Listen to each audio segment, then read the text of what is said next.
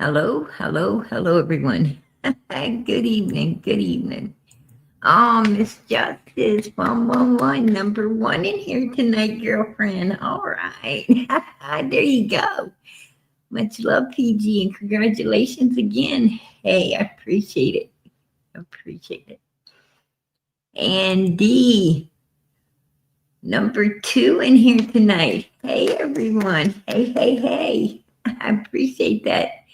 Um, all of you guys being in here. I really do. I had a lot on my mind, you guys. Got a lot on my mind. D777, number two tonight. Hey, Linda, number three.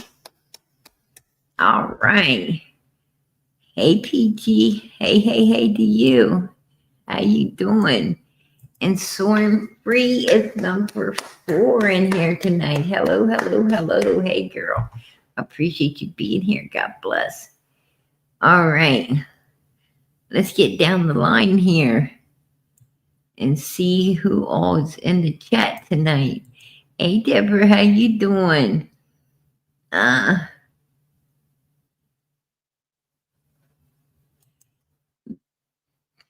B, how you doing? Marianne, good to see you. Keep going here. Hey, Parker, how you doing?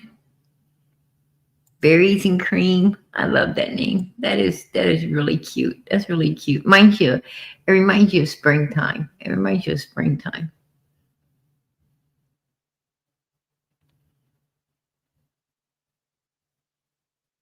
Let me see.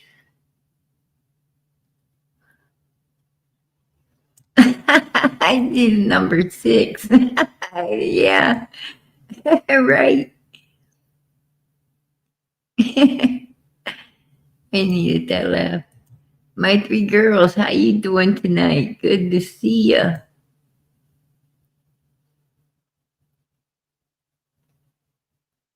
I hope I'm not missing nobody. Hey, Caroline, how you doing?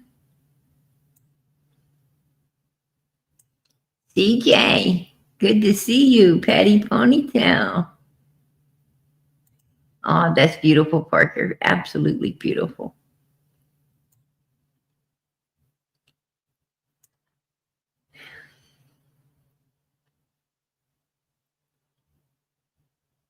I do. Hello, hello, hello. Always makes her jump. I drop again. How you doing tonight, girlfriend? Um, I'm heading to the bottom. I'm heading. Oh, I made it. I'm down at the bottom. All right. No summer, no peace. Amen. You know it, girlfriend. Absolutely. Absolutely. Hey, Lisa, how you doing tonight? Hello, PG. Hope you are feeling well. Hello to all Summer's Army. Hello to you. Good to see y'all. Um, whole lot going on in the YouTube world. Um, I've sat back and watched some of it. I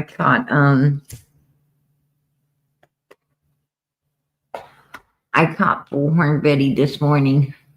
She was talking about um, Jack and Lily Sullivan case. She was on Jack and Lily's case, and they still have not been found. The stepdad still, narrating, right? Narrating everything, and nobody's been charged. Um, I don't know. I don't know. Kind of reminds me of Summer's case. You know, it's like, what is the odds? What is the odds that somebody came around there? Actually came around there, isolated property. Four grown adults on the property. Um, I believe the mother has a dog out there in that trailer.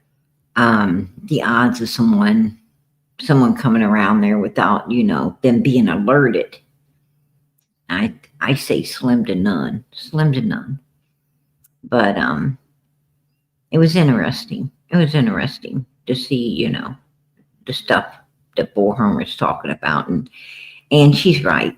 You know, she said she doesn't like to do cases, outside of of America, outside of where you're able to travel to, and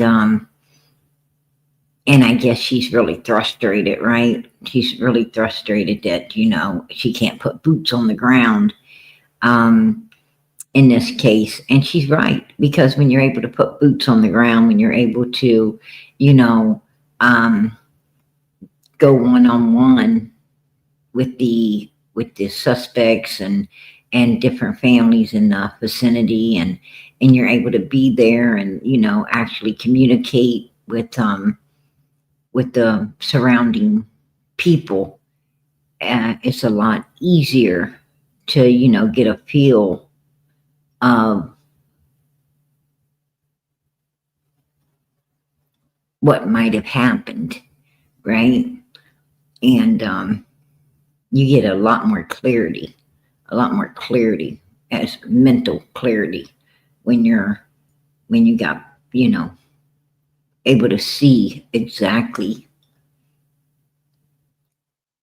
where the location is, the neighbors, the different, all the volume of traffic, um, you know, it's a, and it just gives you, it just can put you, you get a little bit of what the victim was experiencing, right? What they were seeing, what they were, it gives you more of an understanding of the victims.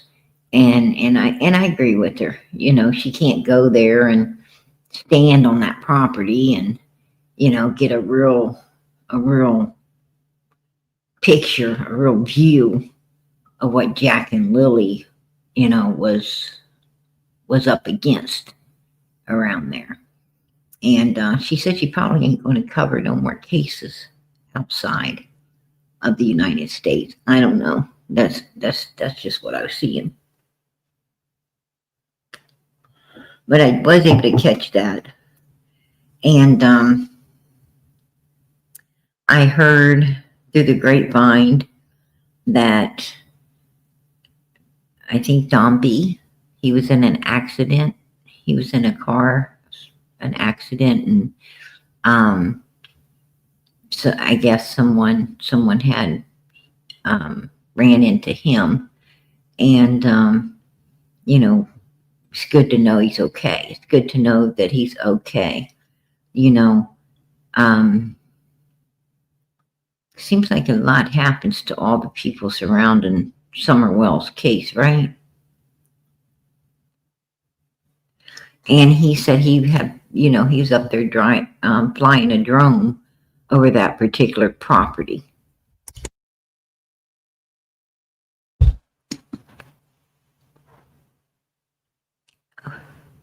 That's just what I'm hearing. Just what I'm hearing. That he was. I don't know.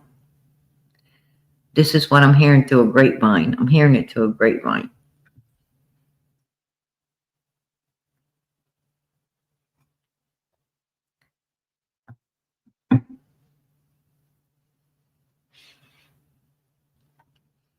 Yeah, there's a whole lot goes on in the YouTube world here lately. It's not all good. It's not all good. It's a lot of makes you have to sit back and think about it, right? Like, whoa, what have I got myself into? Right? You have to think a little bit about it. But yeah, he supposedly went out there. This is the pictures of on the ground. This is down on the ground. What we've been able to see up there. Wait a minute. This is the email. I'm sorry. This is the email, you guys. And that's what I wanted to talk about tonight was this email. It says below is the last email you sent to Sheriff Lawson. I'm Detective Pruitt, and the sheriff asked me to follow up with you concerning Fred Hill. Mr. Hill has been investigated extensively. You guys know what it says. My thing is, what I'm finding really weird, and this is fake. This is fake, you guys. Absolutely fake. It has been looked into. It has been checked out. And, people have called the sheriff's office. They said this is definitely fake. Everything here is fake. Monday, November the 10th. And you see this is addressed to Sheriff Lawson. This is addressed to him. What is Pruitt? What is Pruitt doing? I mean, answering Lawson's emails. Actually, what would have happened would be Lawson's secretary would have gotten back and said Detective Pruitt is the one handling the case, and sent back Detective Pruitt's email for this to be rerouted by the sender. That's pretty much protocol, with the sheriff's department. What I'm saying is Ronnie Lawson doesn't just go into Pruitt's office and say, hey, I got an email and I need you to, to handle it. No, because Pruitt's got a ton of emails of his own to be handling. So basically the secretary of Ronnie would take this email and send it back, a notice to this person with Pruitt saying, hey, Pruitt is the one over this case. You're going to need to send him. But Pruitt ain't over this case anymore. Matter of fact, there's really nobody at Hawkins County assigned over to Summers' case. I personally checked. I personally have called in there and checked on that. There's not a particular someone assigned to Summers' case. Actually, TBI has picked up Summers' case. So I'm not understanding, why a lot of people are saying, oh, since Fred's been cleared, does that mean that they've solved Summers' case? No. Fred ain't cleared. I just want to clear up some stuff out here. Fred Hill has not been cleared of anything. He's as much of a suspect as the rest of those suspects up on Ben Hill Road. And the sheriff's department says that this email is fraudulent, that, that many calls has been made into there. And you're like, so, you needed to be there yesterday, to have been first. That's how many calls has been coming in. And no, it isn't, it isn't real. This is not a real email. Now, it is against the law to impersonate the law. What I'm saying is that it is against the law to do whatever this person here has done. Thank you, Detective Pruitt. No, you cannot put thank you.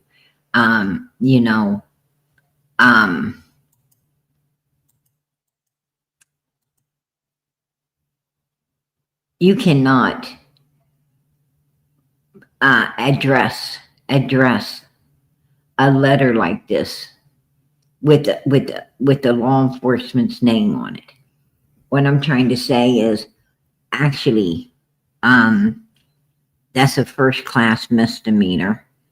It is punishable up to 1 year in jail and fines for impersonating a law officer like this. So whoever wrote this fraudulent email and decided to pass it around could get into a whole lot of trouble. A whole lot of trouble. You're not allowed to do this. If Fred's sister if she indeed made a fraudulent email like this to try to help or clear Fred, she could be doing, she might end up doing a whole year in jail.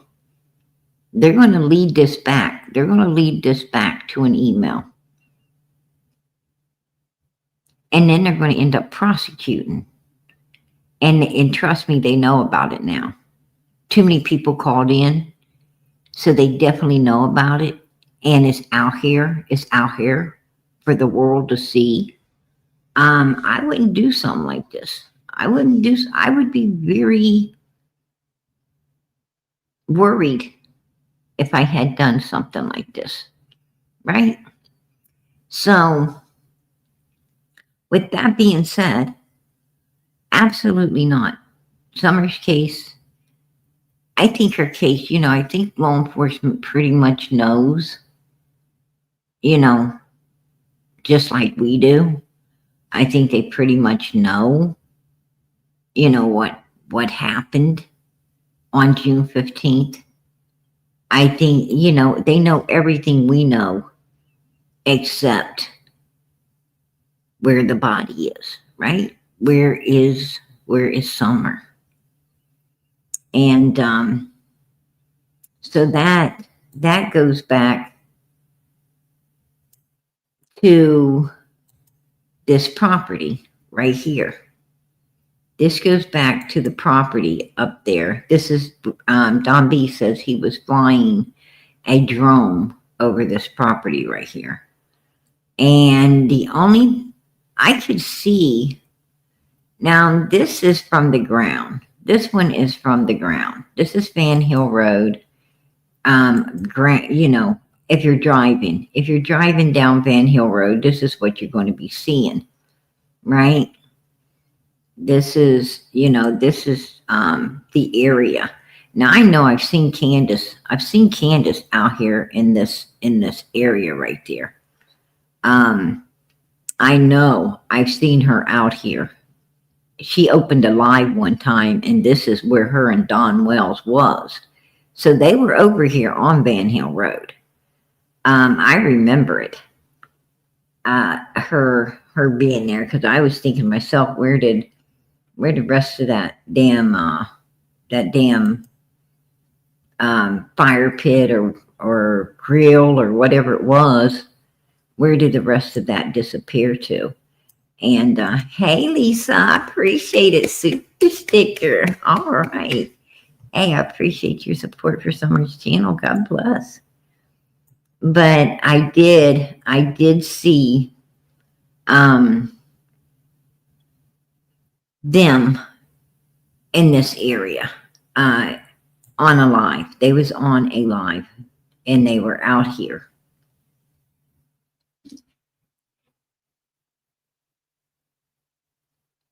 Supposedly this is,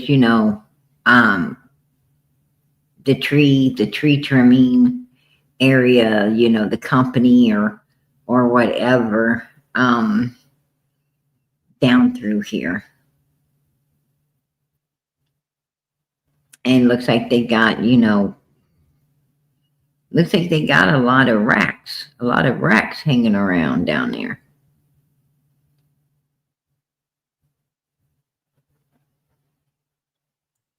And I remember all of them talking about the bin, where you go around this bin, and right there is a bin.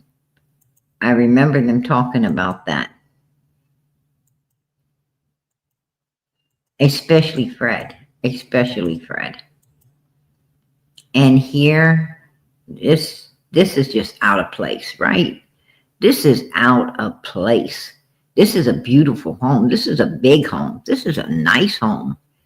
It's just out of place. Like, somebody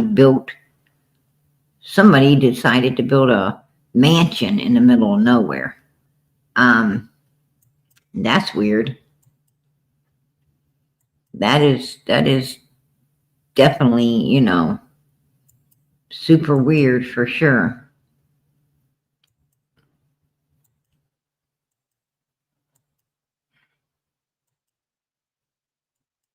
But this is on street and a little bit of air view. But Don B went up and he went directly over that particular property. He went over that particular property. Great job, Don B. Great job. God bless. Because, it gives us a better insight. And it does look like they've been digging over here in this one area right there. And it looks like there's a path going straight out to that road. See, you wouldn't even have to come all the way up to the houses.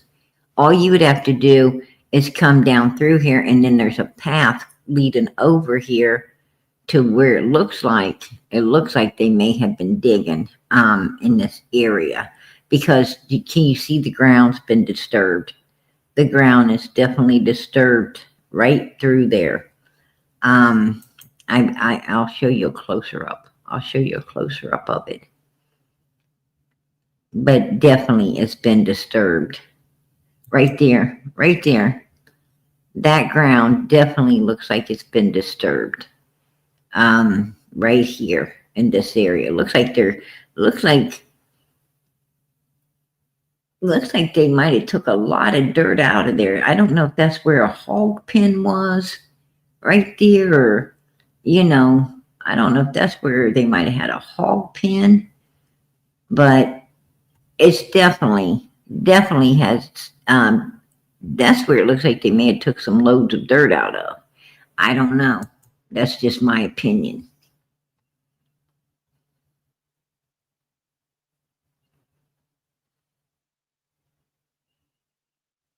Yeah, they, matter of fact, they, was doing part three, with,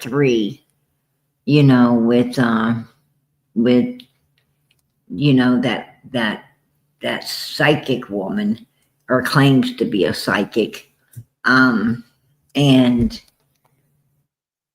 man, I'm going to tell you something. That's, she be saying some weird stuff. She's talking about, the police want to find Summer, it's something to do with Ivy, and Ivy's wrapped all around Summer. And that's weird. That's weird. It reminds me of that song,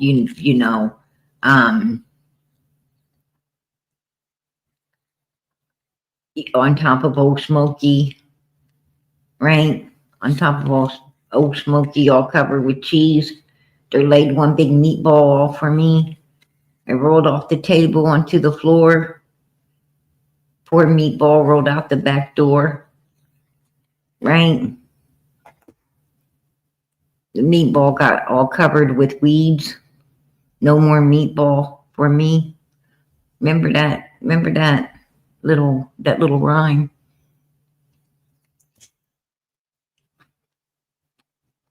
It kind of remind me of that meatball song.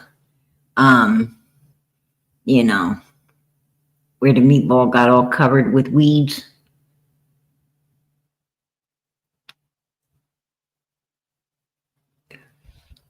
Yeah.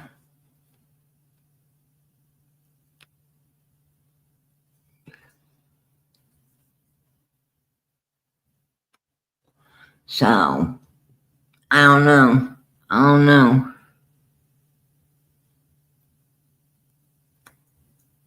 Yeah, lost your poor meatball when somebody sneezed. So, yeah, she's like, it's all, Summer's all, all covered in this ivy wrapped around, like she's like, ivy's all wrapped around her. I'm like, what? What the hell? Yeah, and like, okay, how much ivy's down there in Rogersville, Tennessee? How much freaking ivy is wrapped all over everything down there? Like shit ton of it, right? Like a shit ton um of ivy everywhere. Oh my gosh, I don't know. That's just weird. That's just, to be honest with you, I don't believe anything she's saying because, she's talking about, at first she's talking about this mansion, where they got summer and they're in there with masks on and they're doing weird stuff and and all this shit. Now she's talking about some building that's brick on the front and mother freaking wooden on the back of it and all of this stuff and fuck, like shit, she's describing like what, almost every freaking home ever built, like almost every house that's ever freaking built, especially lately, where they put the artificial brick around the front and this is like these are like the new build homes of today and almost every other one's like that, right? I'm like, oh my gosh. I mean, that woman's all over the fucking place. I mean, she's basically, I think she's covering all of Tennessee. So when summer is found, she could be like, "Oh, remember me mentioning that that particular area, uh, you know, or something that might be there." I don't know. It's just really weird.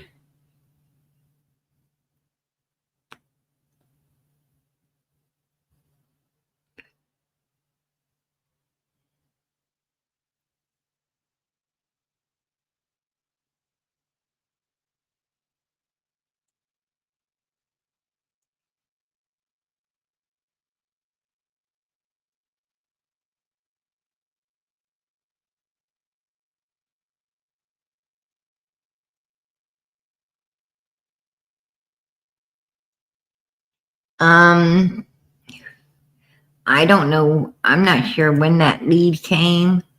I heard it was a new one. I heard that the lead wasn't old, that it was brand new, that they just followed. I heard it was, something recent. So I don't know. I don't know. That's what I'm hearing. That they moved in on the lead immediately when they got it. So I don't know. But this particular area does, some of it does look disturbed. Like up here, did you notice that tree line right there? You look at that tree line back here. It looks like it's been disturbed as well. They went in there looking for something. There's the big pond. This is the big old pond. I hear Candace like to fish in. Here's the road right here. Right there's the road, and you can see you go right up on this property. This is the back part of the property where all the buildings and everything are. And this looks disturbed right there. I don't know if it's a mudslide, if it's a tire track. I don't know what that is right there on the property. But Down here, the dirt does look disturbed in this area, and it looks disturbed. It looks more disturbed up here by these tree lines. It looks disturbed over here, but it looks really disturbed over here by these tree lines. I don't know. I don't know, you guys. And I don't know what they're going to, what they're going to find out of, what they took. I'm not sure what they're going to find. It takes time. Everybody thinks that, this stuff is like magic, that it's, law enforcement goes out there and poof, they got all the answers. It's not like that. This stuff has to, go, and there's people that have to, sift through all of that dirt and little by little by little. And, and you have to have people out there knowing exactly what they're looking for. So now you bring in professionals that's sifting this dirt, having to know exactly what they're looking for. It's a lot of work. It's a lot of work and a lot of time.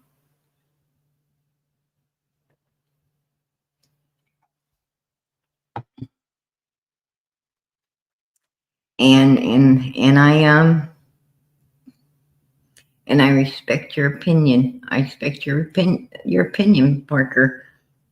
Absolutely. I mean, he said, they ain't going out there for BS, in my opinion. I respect your opinion, and I understand your frustration in all of this. But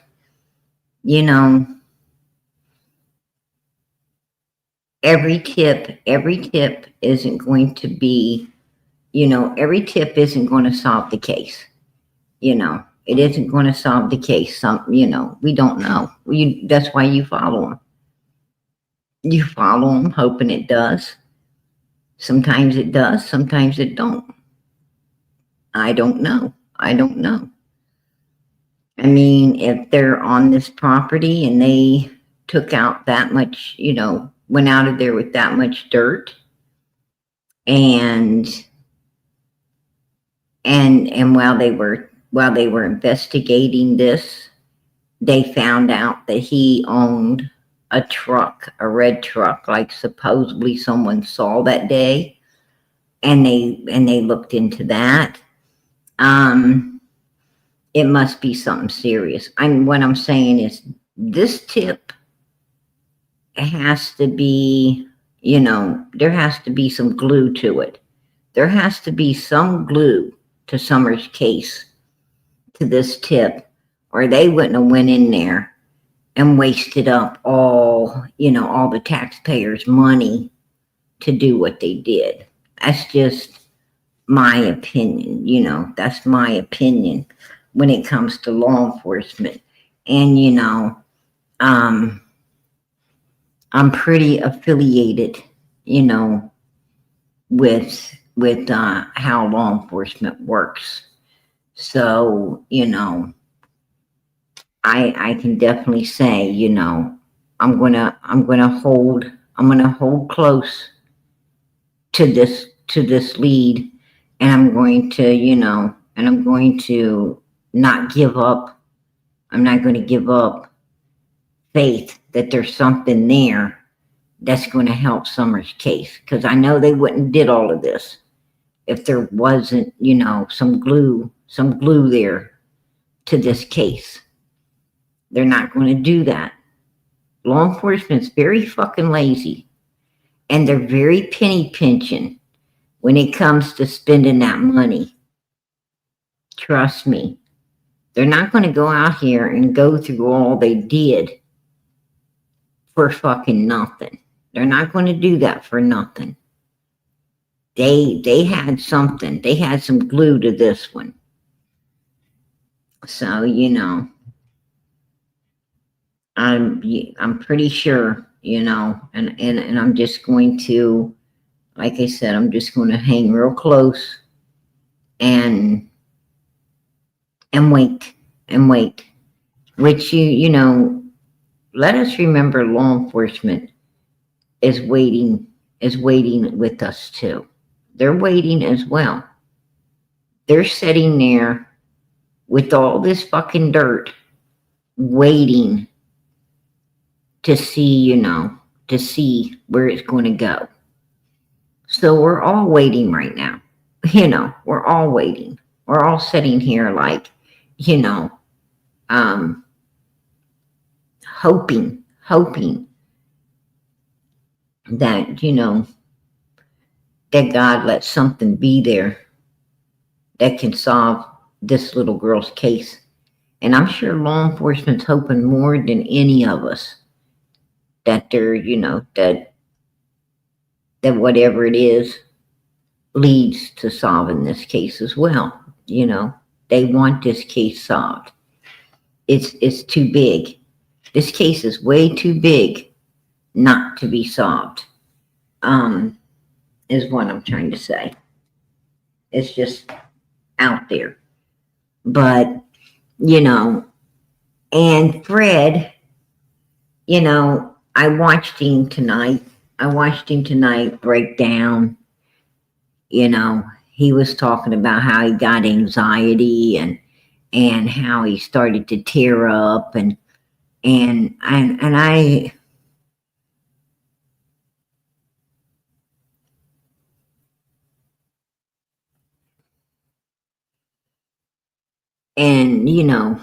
I didn't get I just didn't I wasn't feeling that. I wasn't feeling that when it came to Fred and his emotions. Okay. That wasn't something I was feeling, you know. Um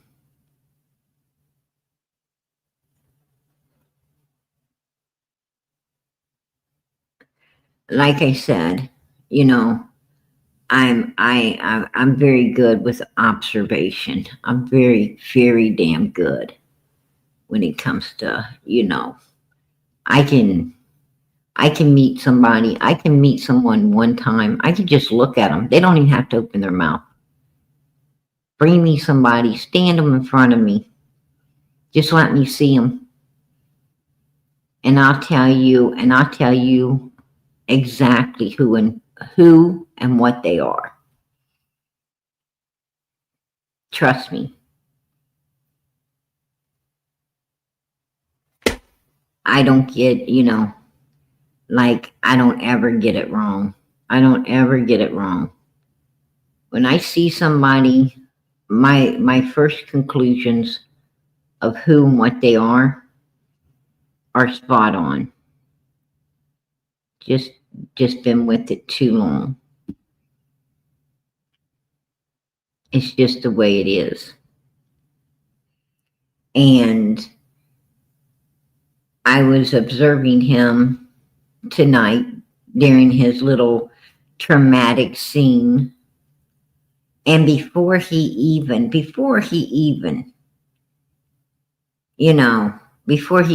said, he did his traumatic thing, before he even done anything, like before he even said that, he had the anxiety and the tears and all the bullshit, before he even said anything, I told someone sitting right next to me, I said, listen, that motherfucker's mad. He's pissed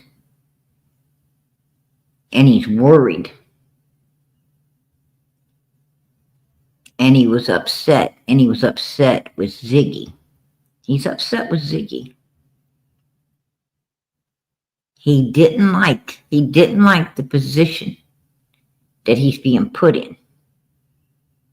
And I'm telling you, it was all over his face, baby. It was all over his face. I could see it.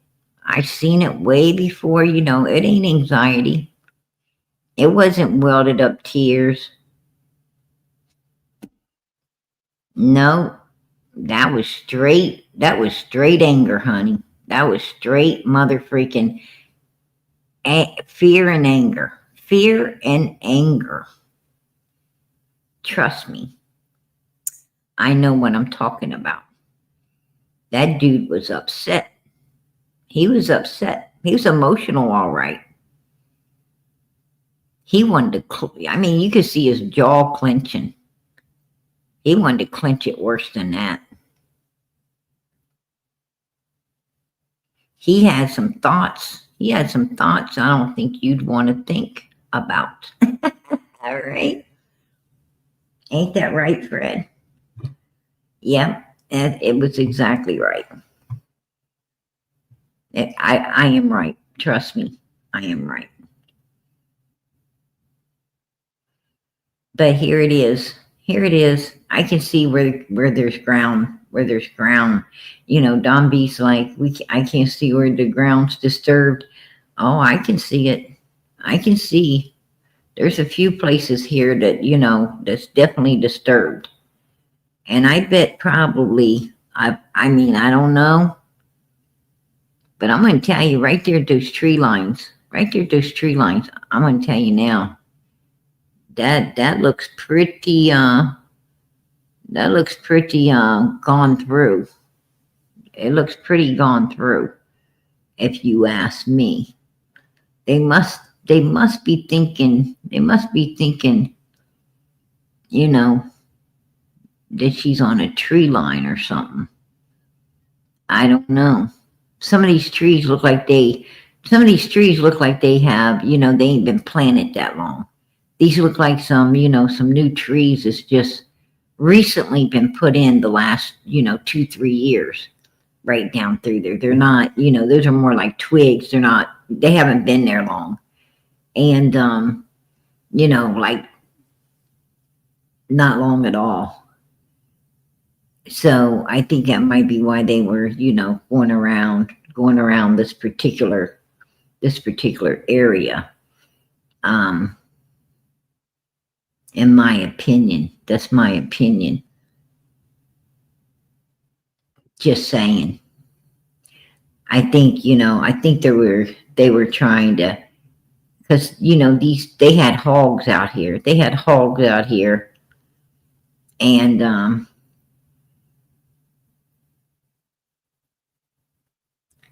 and they're looking, I think they're taken from, you know, and that would be pretty smart. I mean, that would be pretty smart to take the hog pens out and plant trees, but you can always tell where hogs has been. You always can tell where the hogs have been because, you know, the dirt's different. The dirt is more loose, it's more muddy, right? It's more loose and cruddy and muddy than any other area because, you know, the hogs have made it a home too long. And the, you know, it's like baked potato versus mashed potato on the land. Okay.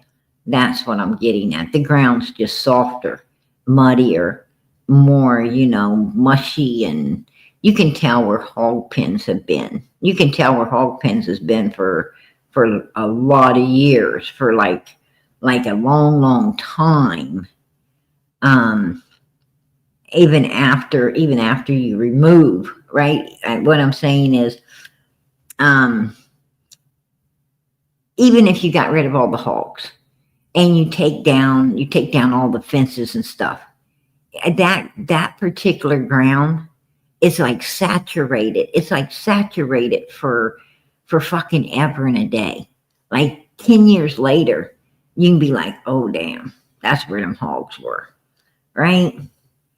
That's what I'm talking about. You guys know what I'm talking about. You guys, you've lived different places. You know exactly what I'm talking about. It's basically like, you know, where someone's had a fire pit or something, you know, for a long time. Like, you know, they've had a fire pit for years and years, and then all of a sudden they take the fire pit out of there. You know that something was there. I mean, you might not know it was a fire pit, but when, you know, if you bought that house that land for a long time, you're going to know something that it's just disturbed. This the that part of piece of land is disturbed, and it's going to be disturbed for quite a while. It takes time. The land is like people. It takes time to heal. It takes time to heal. That's what I'm talking about. But anyway, Can, look at this, Can. I know you probably watching. You and Donnie always be watching PG. And take a look at this right here, because this is where law enforcement's looking. Your favorite hangout, Can. Your favorite hangout, and where you was not long ago. Where you was, well, good old Donnie sitting in jail before you decide to go live with Kathy the friend and hide all the shit that you don't want law enforcement finding, like Summer's clothes, right? At her house. Oh, and Kathy the friend, I hear, is in the hospital as well. Has anybody else heard? Kathy the friend supposedly is in the hospital. I heard now this is through the grapevine, y'all. This is through the grapevine. Allegedly, Kathy the friend is in the hospital on a ventilating system. Having a lot of stuff going on. That's what I heard. Funny, Dee Dee passed away. Candace hanging with her. Now Kathy the friend is in the hospital, supposedly in pretty bad condition. Put a 1 in the chat if you heard that, because that's what I'm hearing. That's what I'm hearing. So I don't know.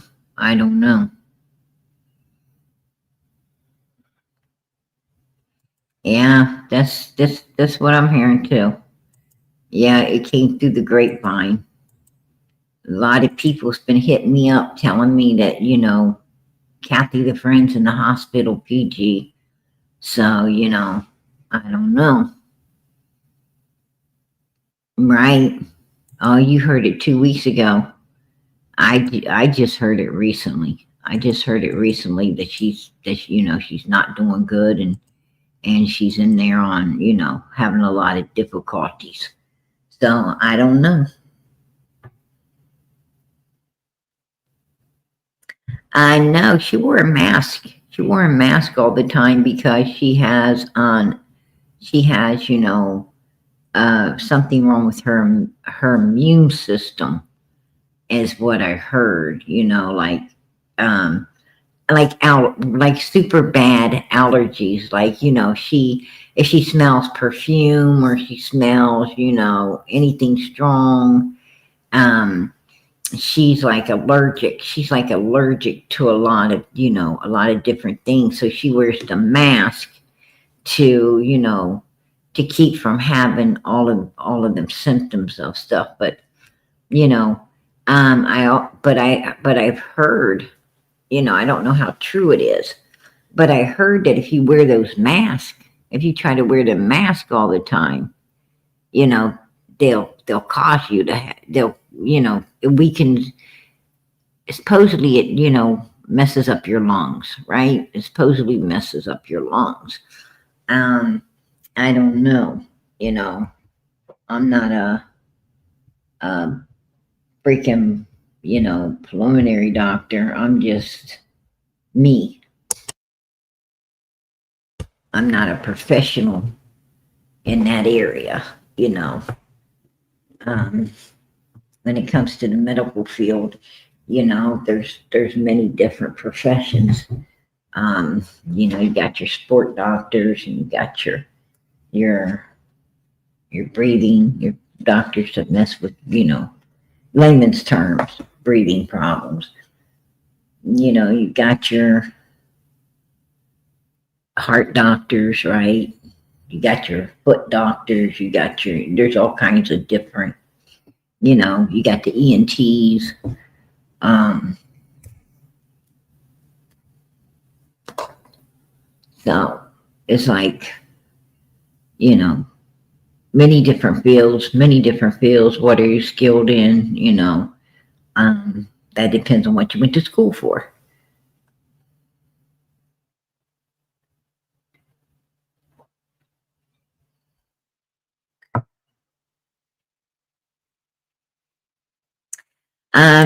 Ain't you breathing all that bacteria back into your lungs with the mask?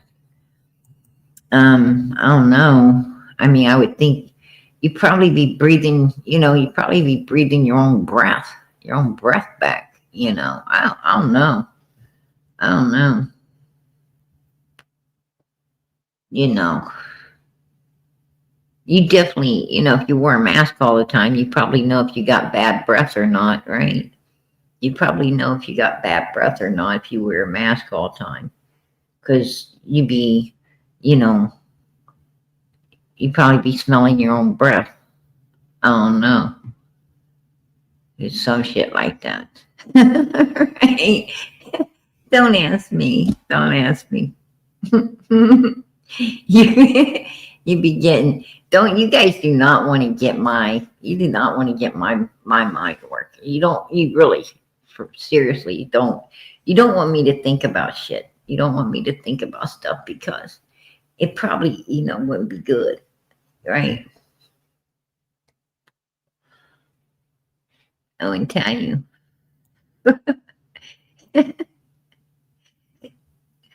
My mind, man, my mind goes way, way outfield. It goes places I don't even want it to go. Be thinking some crazy shit. Yeah. Yeah, I don't wear a mask. I don't wear those masks around. I don't I don't wear them. I mean, during the big C word, yeah. Um, you were forced to, right? You were if you wanted to stay well, you had to wear it. You know, so during the big C word, of course, you better wear a mask, right? You better put a mask on your face and wash your hands and and pray, mainly pray. But um, you know,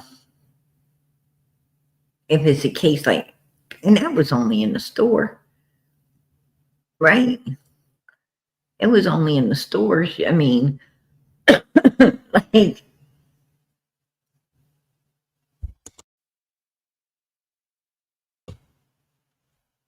I'd be wearing a mask in the store,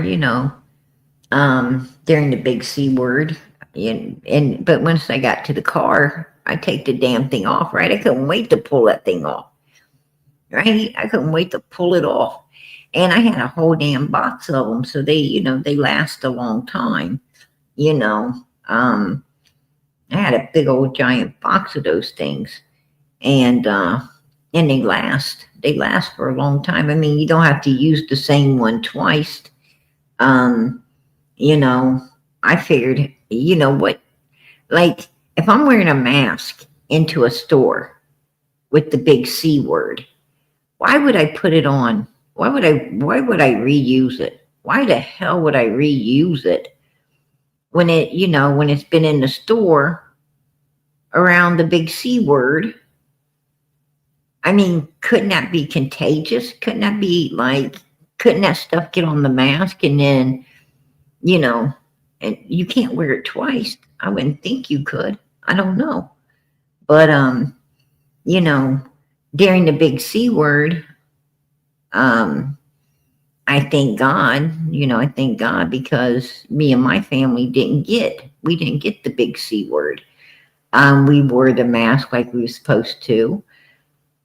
Um, we bought tons of, alcohol, right? the 90% alcohol, and and washed, we washed our hands immediately when we came out of the store and loaded all of our stuff. We washed our hands, with bottled water, and then, used an alcohol wipe, right? And then got back in our vehicle and came home. Uh, if we got any type of eat outs, we stuck it in the oven. We would stick it in the oven first before eating it. Um, so it's soap and water, rinse your hands, like that's what surgeons do, right? Surgeons rinse their hands in alcohol, right? Before they go into surgery, they make sure they rinse their hands in alcohol to sterilize them. And if it sterilizes their hands, it's going to sterilize our hands, right? And I still do that. If I go out shopping, as soon as I get home, I wash my hands with soap and water and alcohol, and re-rinse them and dry them, and I'm good to go. Um, you stay, but I'm gonna be honest with you. Um, I wish sometimes I wish I had a mask, because these people, I don't know what's going around right now. There's some kind of, cold going around now. But the mask, these people cough. I mean, these people don't even they don't cover their mouth with their sleeve. They don't cover their mouth with their hand. They, they open their mouth up and just cough on you. If you're in the store, they're just like, they open their mouth and just cough. These people have no mother freaking manners. They haven't had no, obviously, they haven't ever took a class in just general fucking respect for everyone around you. I guess they figure somebody gave it to me, I'm going to give it to everybody else. So they open their big mouth up and cough, straight out into the air, and contaminate it for everybody coming through for the next 15 to 30 minutes. So everybody, so they can feel like they're not alone with this mother freaking cold that they got. And it's, to be honest with you, it upsets me. It upsets me that people have no respect. They have no morals. They have no respect. They have, nothing like that. They just cough and, straight out, like, they don't care about anyone else.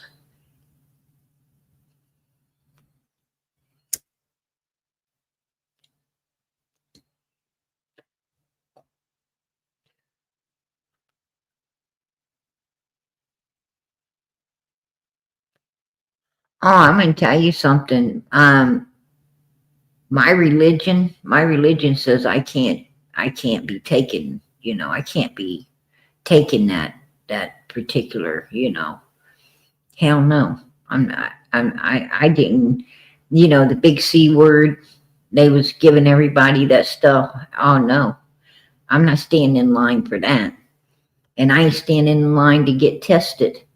I mean, here's my philosophy.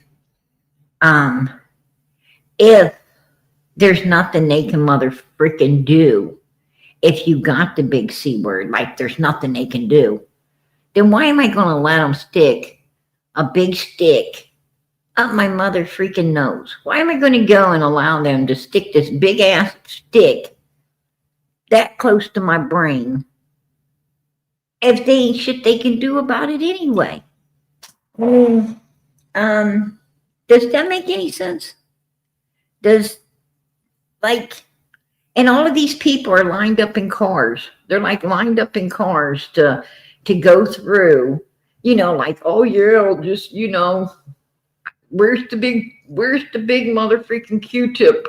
I'll hang my head out the window, they're hanging their heads out the window like Toby, waiting for the big stick to come at them. Fuck that. Hell no. You know, if there's nothing you can do, I'm not motherfucking going to go through that shit. You know, keep your big stick. I could tell you where you could stick it, right? I could tell you where to stick it. Keep that damn thing a hell away from me. That's just, that it don't make no sense. I'm like, where's all these human people's common sense? I mean, if you got that shit, the only thing you can do is freaking pray that it goes away, right? Go home, eat soup, drink orange juice and and milk and whatever. Keep yourself hydrated. Get yourself some freaking vitamin D. Get plenty of vitamin D because I heard that that stuff the big C word don't like vitamin D. Make sure you take your vitamin D or go stand in the sun. Go stand in the damn sun. And and just pray that you get through it. That's it. That's all you could do. So why am I going to let people poke and prod at me if they ain't shit they can do? And and then they was giving everybody that stuff, right? They was giving everybody that stuff. And it didn't work. It didn't work. They were still getting it. They were, it doesn't stop you from getting the big C word. Well, if it ain't going to stop me from getting the big C word, what the hell am I doing allowing you to put something in me that you don't know what it is? I don't know what it is. I ain't taking it. I'm not taking that. Hell no.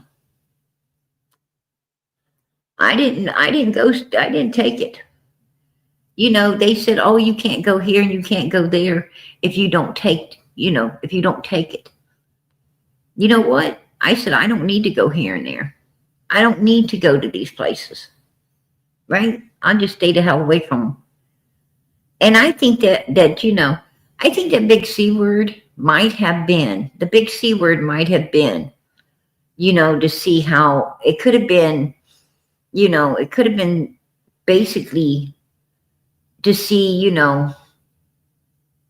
how compliant they can make all the humans be, right? How locked down, how, in place, how ruled up that humans can be. That's my opinion. I don't know. I heard, at least our country is humane. Our country is humane. I heard in some countries, they was actually locking people in to buildings and not, and if you made it, you made it. If you didn't, you didn't. That's super inhumane. So I don't know. But the one thing that the big C word taught all of us, the one thing it taught everyone is if something really drastic happened, you're on your fucking own. You're on your own, baby. Child Protective Services doesn't care. They don't care about, any kid anywhere. And teachers don't care about any kid anywhere. Nobody gives a shit about anything except their own, except themselves. Everybody's out for themselves. Everybody's running. Everybody's going to take care of them. And nobody's going to care about anything that they care about, that they act like they give such a damn about the rest of the time. They're not going to give a shit at all. And just let you know that they really don't give a shit anyway, right? That's what I got out of it. So, and that's the truth. I mean, Put a one in the chat. Put a one in the chat if you felt like you was on your own. Put a one on the chat if you felt like, like nobody cared and they was all gone. Like, the only one gave a crap about you or your household was you. That's it. You felt more fucking alone than you've ever felt in your damn life. Yeah. How many people are calling you up worrying about if your kid was in school today? How many people is calling you up worrying about if you had food enough, if you had enough food and everything to get through all of it? How many people is calling you up for any damn thing? Nobody's calling you up for shit. There was nobody calling you up for shit. Those people are all for themselves, grabbing every mother freaking pack of toilet paper that in the world and didn't give a shit who else had any and who didn't, right? They're like, you know what? We done got all the toilet paper. You can go buy the corn cobs, right?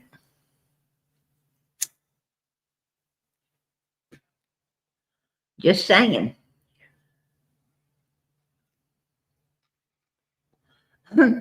Yeah, hell, I feel that down, Fiji.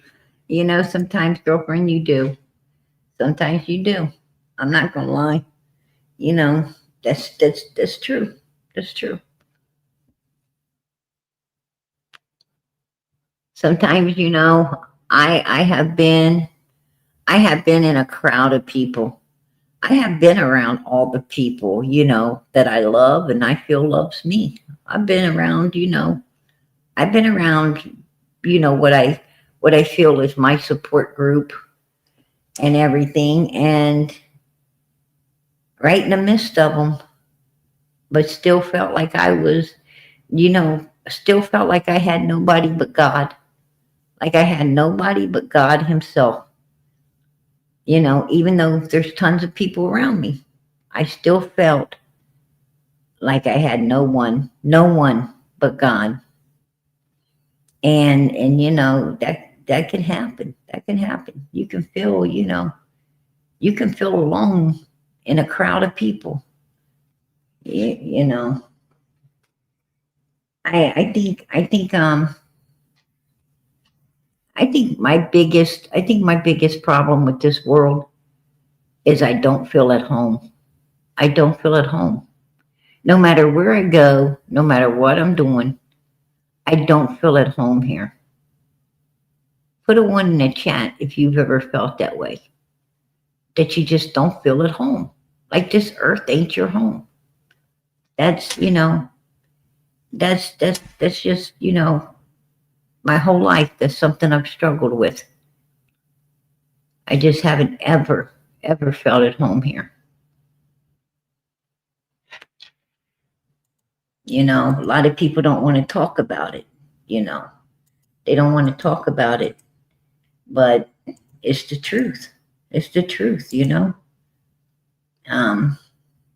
just sometimes you just don't feel at home on this earth.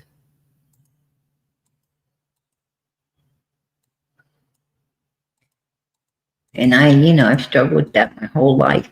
My whole life. Even, even a child. I didn't ever feel at home anywhere. I didn't ever feel at home.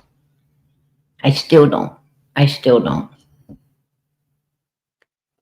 I feel like this isn't my home.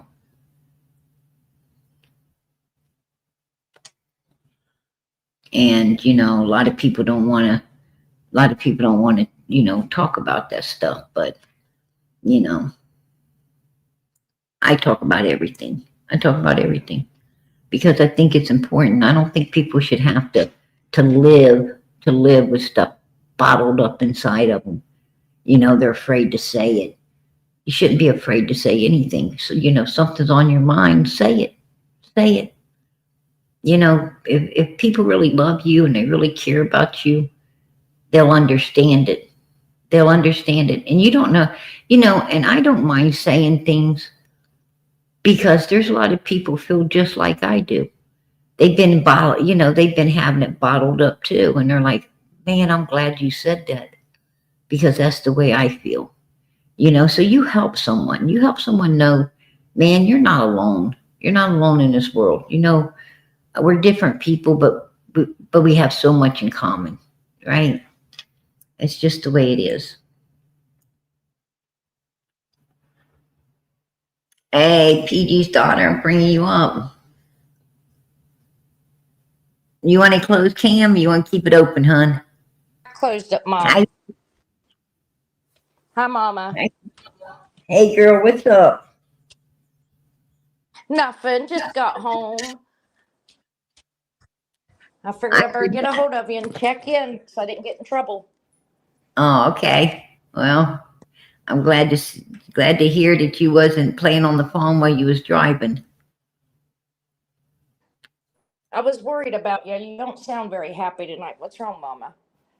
Ah, I'm just tired. I'm tired, girl. I've been overdoing it. I've been warned, but you know how I am. Yes, you don't stop. Never do. No, I ain't got Hey, time to everybody stop, in girl. chat. Love everybody in chat. You know, Huh? there'll be plenty.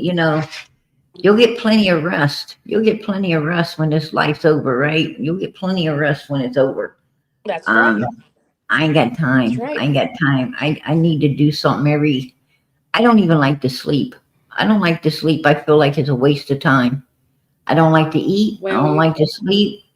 I feel all that shit's a waste of time. I wish people didn't have to eat and sleep. I wish we could, well, I wish we could harness every second of every day, 24/7. You know, right. Well, you I've need to always eat. had You're eating something to for do. you and baby. I like staying busy. I like staying busy. I know. I just hate it because you just sound so down, and I wish I was there to give you a hug and say I love you, Mama. Hey, girl, I'm just big as a house and I tired. know. Right, I know. That's why I right. said you're eating for two. You got it. I felt so bad the other night when we was in Jinky. She was not being no Hey, girl, disrespectful whatsoever. None. you want me to tell you what? I went shopping today. I went because I Uh huh. had, Thanksgiving's the day after tomorrow, right? We've only got we Right. and so I'm out there today in like the mad crowd of people. Like it's Oh, a madhouse in these stores. And I'm out there, and they got all the Black Friday deals and they got, but I was mainly out there, for the last second things I'm going to need for my Thanksgiving dinner and stuff, stuff you don't want to buy too soon. And here I right. am, running around the store and everything. And I'm telling you what, I thought I was going to have to get one of them day scooters. I was thinking, oh crap, I might have to be embarrassed. I might have to be embarrassed with the day scooter flying through the store. You know what I'm saying? There's crowds of people like honking my horn and the beep, beep, beep, beep, backing up if I can't get through.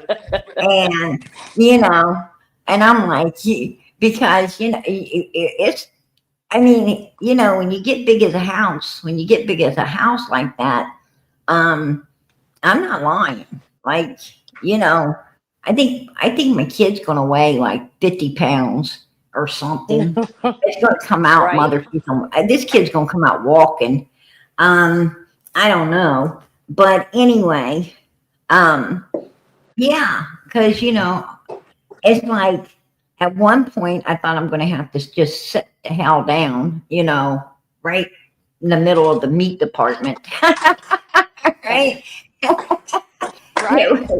It was terrible. It was terrible. I was like, "Oh my gosh, I Right. ain't I didn't shut lying." it yet. Thank you, Ray. Right. I mean, this is, Well, what I this was is stuff saying. that people really don't want to talk about. But you know, I'm going to tell you something. And that kid's weighing down on you. When it's weighing down on you, it's like it. It can get pretty painful. And I'm like, oh damn, you know. Right. I can't be getting on no scooter. And, you know, and I'm, holding on to my husband's arm, and the next thing I know, I'm holding on to the back of the kid's uncle's jacket, and you know it was, and then I don't know why, but right in the middle of the store, I stop and say, why do I got to push the fucking cart? And everybody looks at me. I mean, not just the people with me, but everybody else. I'm like, why do I got to push this fucking cart? And because the cart was starting to get full and it's starting to get heavy. And, you know, I don't even know. I don't even know if you're supposed to act like that. But It's our hormones, Mama. I was getting pretty, want to talk about erratic. I think I was getting a little erratic. And, and my husband's like, honey, baby, if you wanted me to push the cart, all you got to do is say push the cart. I'm like, yeah, on the burn. Right? Yeah, like, right? Yeah. I'm like, won't you, push when it's time and do all of this for me. Right. What I was saying, if someone heard us talking yesterday, you was there, but in Jinky's chat, she was not being disrespectful. I love Jinky. She's a very kind-hearted lady. She was just asking questions. And I didn't want to say anything. I'm like, well, yeah. And I didn't want to let the cat out of the bag but you already told. But yeah. I am. I'm not going to hide. I'm not going to hide my baby. I'm not hiding my baby. I mean, what I'm saying is, my baby is going to stay in the room with me. And when I do these lives, I'm going to be looking at my baby. If my baby cries, then it cries, and I got to be right there for it. I'm not going to have my husband taking care of my baby or their uncle. No. Oh my gosh, definitely not their uncles taking care of my baby. My baby ain't trouble. Well, it's not my daughter's. It's not my daughter's job. It's not, my other kid's job. It's not the uncle's job. It's not my husband's job. This is, Sure. When I feel it's my child, I'm going to be taking care of it. You know what I'm saying? And I'm not going to hide it. I'm not going to go, to come in here and just hide my kid away. That I'm not going to do that. So, I don't care if people know that I'm having a child or not. That's right. Right. Well, she was very polite, and that's what I like about her. She was very, very polite about it. Oh yeah, and very respectful. She very was. I had some people hit me up through Facebook. It was bing bing, and I went and looked what's going on, and even my email was binging, and I checked, and they're like, you're a hot topic tonight. And I was like, what? A hot topic? And they're like, we're hot topic at Jinky's. And I went, because I was on when she was talking about Summer's case. I was on there. Right. When she came back for the party, I didn't come in because, I was going to watch a movie and just kick my feet up. And so I went in and looked, and yeah, it was like everybody, it's like the news was going all over the place, oh, PG's having a baby. And I'm like, I can't hide it. I'm not going to hide it. You guys are you're going to hear it. You're going to hear it, so because I won't. Let her out now. I mean, I could. I could have put it off on my daughter or put it off on my husband or put it off on, my sister. I could have put it off on my sister to do the lives, to keep it quiet and stuff. But I'm not going to do that because it ain't their job. It ain't their job to watch my child. It's just not. Well, Sissy is going to be like, oh, S is a live baby doll or a little fake baby doll. And you're not I'm going to tell you something. My daughter is excited. But I'm going to tell you something. She was excited. with her brothers. Like when we get a new vacuum cleaner, or we get, like we get a new, sink, faucets, or we get, you get a new refrigerator, with all the bells and whistles, and they love it. They love it. Like, they're always around it, and wanting to start it up, and do all these things, like, or you get a new printer, you get a new computer, you get, the kids love it, right? And they're all over it and everything. But give them a mother freaking week.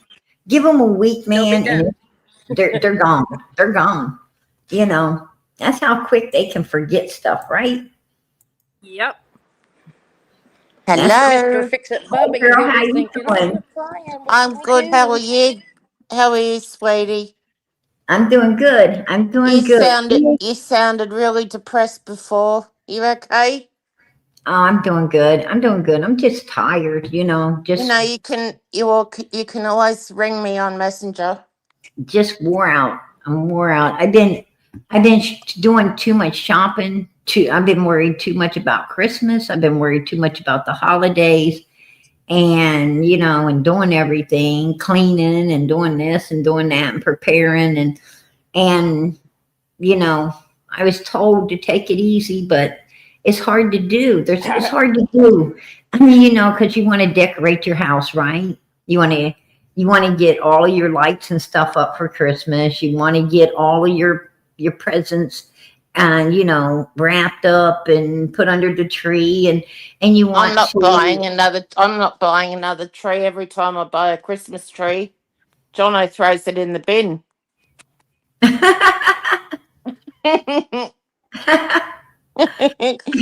Each year after we're finished with it, he just chucks it in the bin. Girl, I am so excited this year. I'm so excited for the holidays. Well, actually, I probably am every year. I'm always like, count down to Christmas, from July. I start counting down in July. I start watching Christmas movies in July. That's how much I love Christmas. But, and I don't ever put Christmas away, right? I don't ever put it away, really. That's good. And, but I'm just doing a roast this year.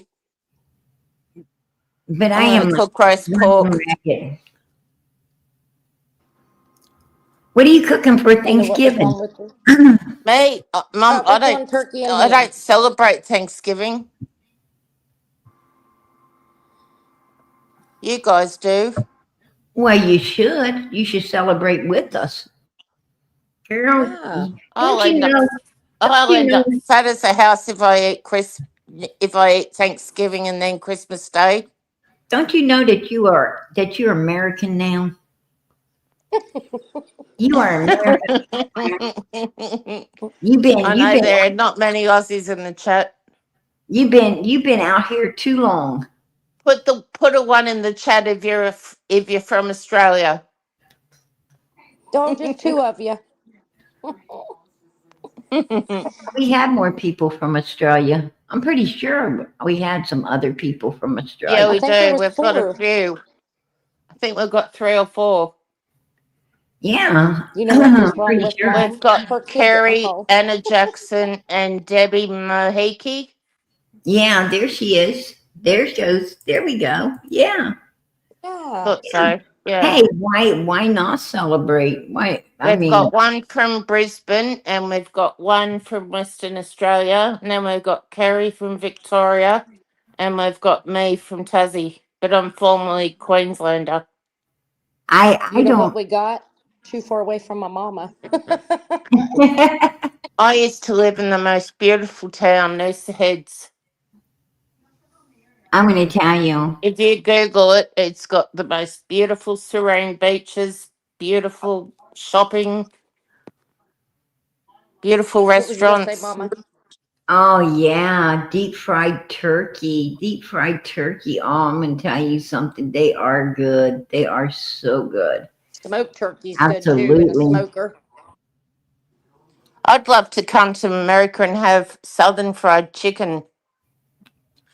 I'll and make you some, beans. Phoebe. You know those beans that you put on the table on Thanksgiving?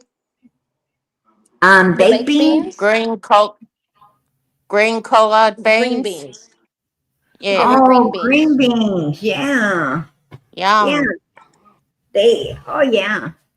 Um, I make the green beans all the time. My kids love green beans. You They know love how you guys got out to a restaurant and you buy a meal. right. Right? Your meals are 10 times the size of what we eat over here. Oh, you're kidding. No, Wow. Hmm. Crazy. Yeah, right. yeah. Very. I'm gonna tell you. And Me our and large pizza is about the size of your small pizza. me and my daughter, we're That's going to we're gonna make a big macaroni salad tomorrow. We gotta we Yum. gotta we gotta make the macaroni salad, and we're gonna make potato salad, and we'll try to make up as much stuff as we can tomorrow. Um, and I got the little pastry dough, and oh yeah. all the fillings to make. I'm going to make blueberry and apple and peach, Say me different blueberry. pastries. Oh yeah, I'm gonna and wish me luck. I did a turkey run. I made a big turkey. Actually, I have made two of them. Two turkeys. Every year I try to do a turkey run, right? To Hmm. to see if I can make the turkey actually. It really is to see if I need the fire department or not, right? But I did it. Turkey turned out pretty good. The first one, I don't know what I did, but the first one took a lot longer to cook. I think I had heavier aluminum foil on it than the second one. On the second one, I put lighter aluminum foil on it, and it got done, better and faster. And the Mom, do you not second use the oven second one bags? turned out a lot better. It turned out a lot better Hmm. because I didn't hold back. I didn't hold it back on the spices and stuff. But the first one, it wasn't bad, but it wasn't the greatest. The second one turned out real good. I hope the one I'm making for Thanksgiving turns out as good as my second turkey. Um, and I didn't need the fire department or anything like that. So I gotta give myself a thumbs up. Oh, talking about fire, PJ, I've got a funny story for you. When I was 15, no, 13, I was on the phone to my girlfriend. And before I went upstairs, I put, Frankfurts, Right? like hot dog Frankfurts. I put them in a saucepan and I turned on the wrong hot plate. Now, my brother the night before had cooked hot chips in oil. And I turned on the wrong hot plate, and I go upstairs and I was on the phone for half an hour. And anyway, I heard the cats meowing, and then all of a sudden I smelt smoke. So I ran downstairs, and the whole kitchen was on fire. What? Yeah, so I had to call AAA emergency, and the fire brigade came in and stopped the fire. And my poor mother, oh, the Oh my gosh. she had to get the whole place redone, and my bedroom was above the kitchen, so it could have fallen through. Oh, But lucky we saved Oh it. my gosh. Yeah, yeah. Whoa. but it was fun. It's funny now. I think back. Yeah. Where's It Jinkies wasn't at? funny then. It just wasn't over, funny. just Oh, over a Frankfurt. Where's Jinkies at tonight? she was in the chat. She was in our chat for a minute. She I wish was. she'd get her little butt up here. Yeah, she was in the chat. Anyway, I wanted to play where Candace actually, you know, was out, and look at the trees behind her. Candace, I'll get down now and let you get on with the do you show. know? Oh, okay, girl, Yes, you're I'm welcome to going to. stay up here. No, can you boot me? Oh, I'm stuck. yeah. Hold on, I'll take you down. There her ass went. I hate to do that. I hate to do that to her. I know. What everybody's saying about? Listen, Rose Bly. What about her? Ugh. Is she alive still, Candace? Okay, I'm walking out. You need to go to the hospital, Candace. You need to go to the hospital. I'm sick.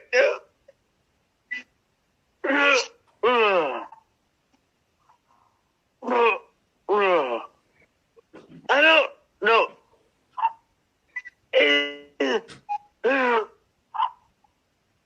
Sorry, I can't do it.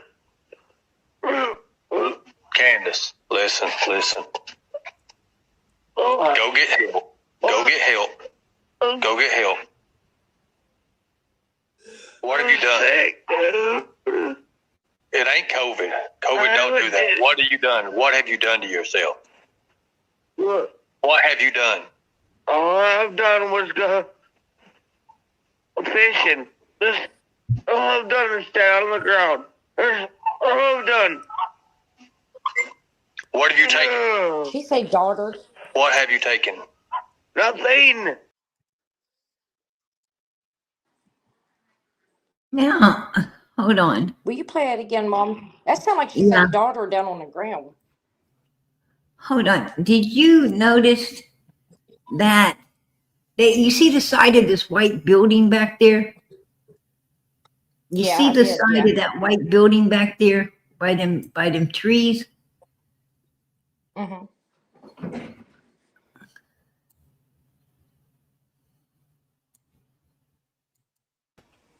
Nothing. There's some type of white building behind her in this picture too. Okay. The fucking thing. You can see the side of a white Yeah, I building see back there. I fucking took Yeah. shit, man. It's fucking cold out here. Okay. Why ain't you? Why are you on the river somewhere? How did I know you was by the lake? Who the How did I know you was by the lake? Cares? I can hear it in the background. Who cares why I'm by the lake? Well, just listen. Listen. Oh, excuse me. Did you go to court Friday?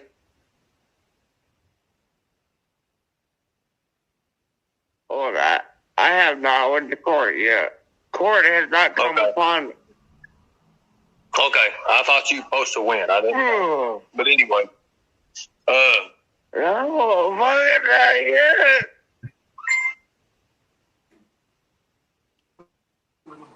Oh, goddamn. If you listen to this, it sounds like Mhm. she got away. It sounds like she got away from whatever she was smelling. It was. That's because Yeah. listen to this. Listen to this. Listen to this when it sounds like she's around whatever it is. Listen. See? Do you see how she's heaving? She's heaving Yep. and heaving. Sorry. I can't do it. You see, she's heaving. Like, when someone upchucks and you're the one that's got to clean it up, you know how you have to walk away from it because you start to get that heave, so you back away from it, get away from it, and you have to and you have to, you know, wait a little bit before you can go back and you know, clean up and, you know, finish cleaning it up or whatever, you know what I'm saying?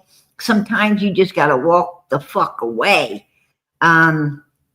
because it's making you, you know, do the heave, and so you'll step away from it. This is what she's doing. Listen. Candace, listen. Go get help. Go get help. Go get help. What have you done? It ain't COVID. COVID don't do that. What have you done? What have you done to yourself?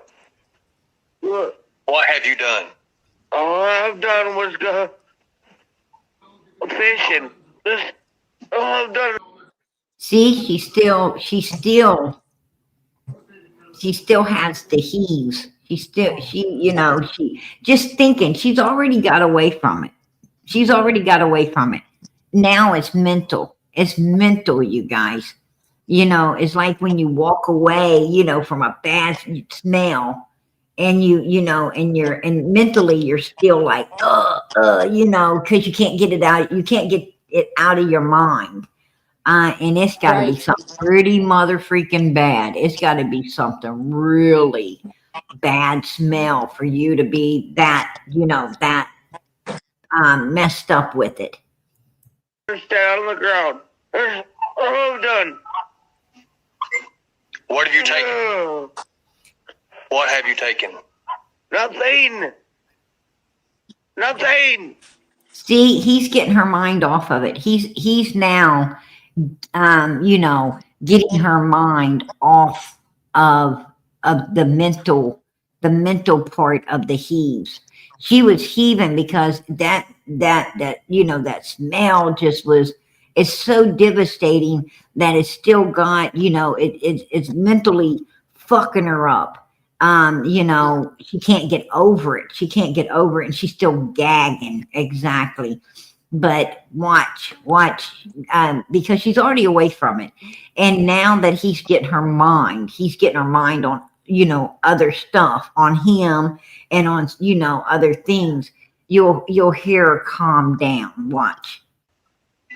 I'll be telling you more. Okay. The fucking thing.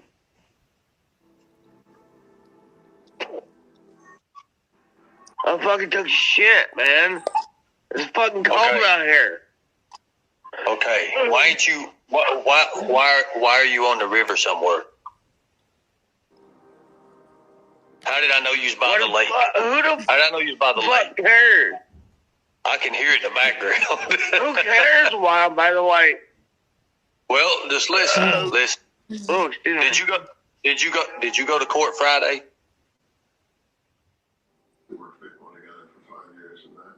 Hold on. I have not went to court yet. Court has not come upon me. Okay, I thought you were supposed to win. I didn't. But anyway, no, fucking not yet.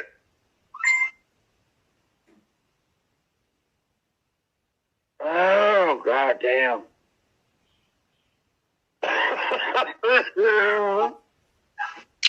I tell you what to do. Just burp and get it out there. I went fucking down out of the lake. Wide open. Do you hear that tapping? Do you hear the tapping? Yep. Right. Get it out there. Nothing out.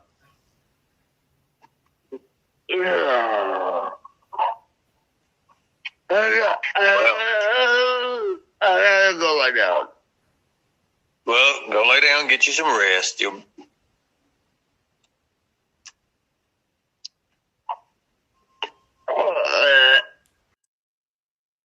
Oh.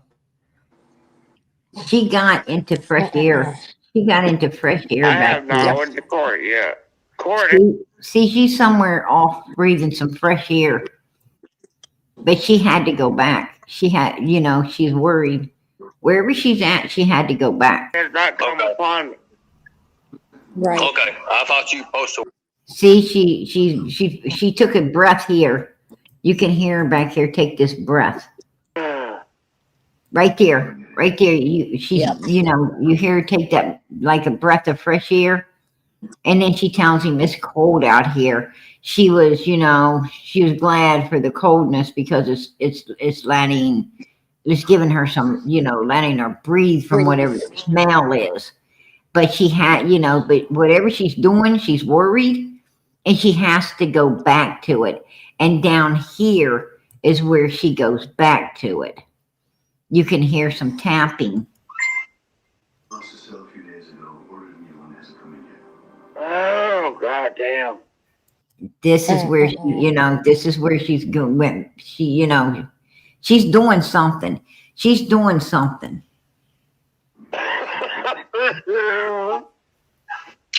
I tell you what to do, just burp and get it out there. I went fucking down out of the light. Wide open. Right, get it out there. Get nothing out.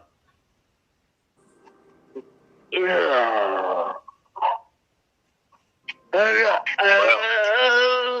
gotta go like that. Well, go lay down and get you some rest. Wow. Yeah. At the beginning, sorry for interrupting, but it sounded like it said, I can't look at my daughter laying here or something. She said my daughter's in the ground. Okay, because I was trying to make out what she was saying, and I was like, "What is she saying?" She said my daughter's in the ground. She did say that. That's what she said. My daughter's in the ground. That was clear. That was clear.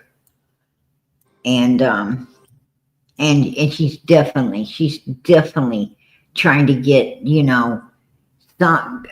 something is she's smelling something that's just on, because she said, I can't mother freaking do this. It was whatever it was overpowering her. And man, that's gotta be something, it depends on how strong or how weak your stomach is too. Some people's got really weak stomachs, so any smell could do that to them. Some people's got, a strong stomach, and it would have to be something pretty vicious to make them heave like that.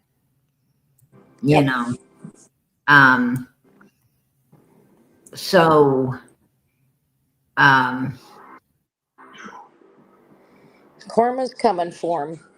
I'm going to tell you, there was this person that came around me one time, and I'm going to tell you that's and I've got a strong stomach, like my stomach's super strong, but some reason they had this smell of like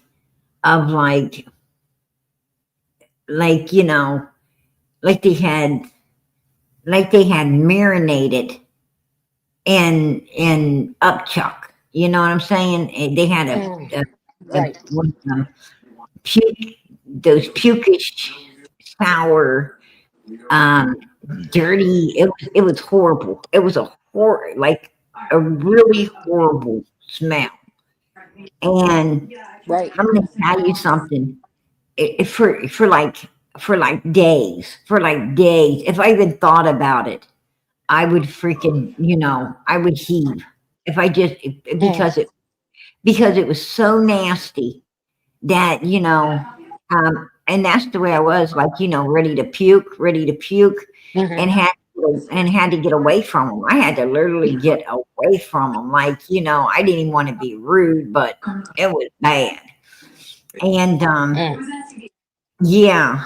And, at the time, I wasn't, as patient and everything as I am now. This is, younger years, really, really bad tempered, and,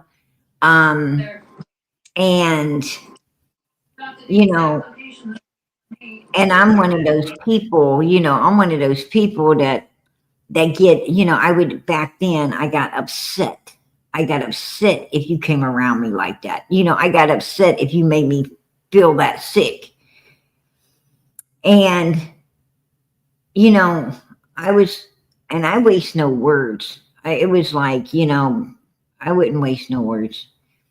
But I was like,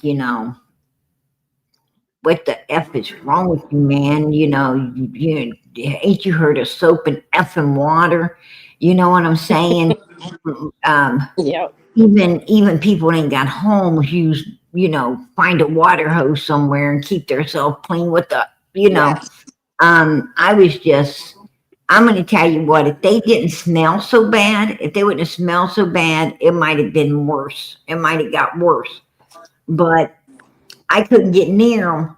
I couldn't get near them because I was mother freaking, they were making me heave and shit. You know what I'm saying? What can you do? Right. What can you do when, and I promise you, like I felt that way. If I just thought about that mother freaker, it would make me, feel sick. For a few days after it. I'm talking about after. Mm. After they were mother freaking gone somewhere way far Gone. away. I was still mentally fucked up by having to smell that stench. I was like, oh my gosh, yeah, talk about not keeping up your personal hygiene. Oh my God, it was terrible. So I'm whatever gonna she jump was down, Mama. smelling had to have been, had to have been, and it was mentally fucking with her too. It was mentally fucking with her because, even after she was getting fresh air, and I know that feeling. Trust me, I know that feeling. So it had to be bad. Whatever it was, I don't even know. I don't even A know. dead body smells worse than a dead deer laying for 12 or 14 days. Ugh. Ugh. Ugh. I'm going to tell you, right? Mm-mm-mm. It's just like I can hear her saying stuff about her daughter, but like I said, I couldn't really make it out because I was walking through and I was like, what in the hell? And you can hear the shovel tap, tap, tap hitting the top of the dirt. Now, here's Jody Sue. Queen, I said I didn't see a red truck on the 15th. Because that's what Green Eyes was saying last night. You seen a red truck on the 15th? And that green eyes was Ziggy's old man, Jim. Jim Jim. was green eyes. That Jim guy was green eyes, and Ziggy sicked this guy on me. She sicked him on me. And believe it or not, yeah. And that guy was vicious. He was vicious, saying some real ugly things. And I'm going to tell you something. He actually started to like me because he was, he was doing all this weird stuff. And he was calling me at all hours, saying ugly stuff, trying to scare me. Right. And I started calling him. What I did, well, he would call me up till 1, 2 o'clock in the morning. I started waiting till 3:30, 4 o'clock and called him. And yeah, I did. I straight up did. And I told him, oh, you want to bother me? No, I want you to get up. I want, and sometimes he hang up. I call it right back and I call it right back and I call it right back. And get at him, right? I returned the favor to him. And he started laughing. This guy actually started laughing. He actually started liking me. One night I played him a Christmas song. Yeah, I sure did. I played him a Christmas Jingle Bells. All right out of somebody's backside. You can find it on the internet. It's more like, right, like they're tooting it out. And I called him up and played it for him, right? After he had, you know, spent half the night harassing me. Irritate I'm me, like, honey. You. girlfriend, he had me up, he had me wide awake, and I gave it to him. I sure did. And anyway, he started sending me pictures, like when Ziggy was down there on Ben Hill Road trying to get up with Don Wells and them, and had her daughter down there and all the stuff. And he was taking all the pictures. He's sending me stuff, and it was her old man. And then when did you notice when he passed away, Green Eyes went away? Yep. Yeah, it was him. And she was having him harass people. I'm going to tell you, when Benny Keys told her that she was a wicked one, he was right. Yep. He was straight right when he said that was wicked, honey. No, the fuck I didn't.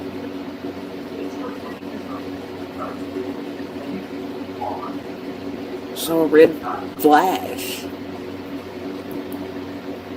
Heard a heavy car door, truck door, or something. Been seeing a red truck for weeks prior to that. Yeah. She been seeing a truck for weeks prior to that. You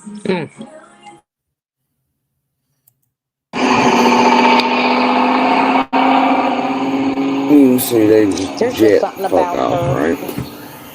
And I'll tell you that, nice.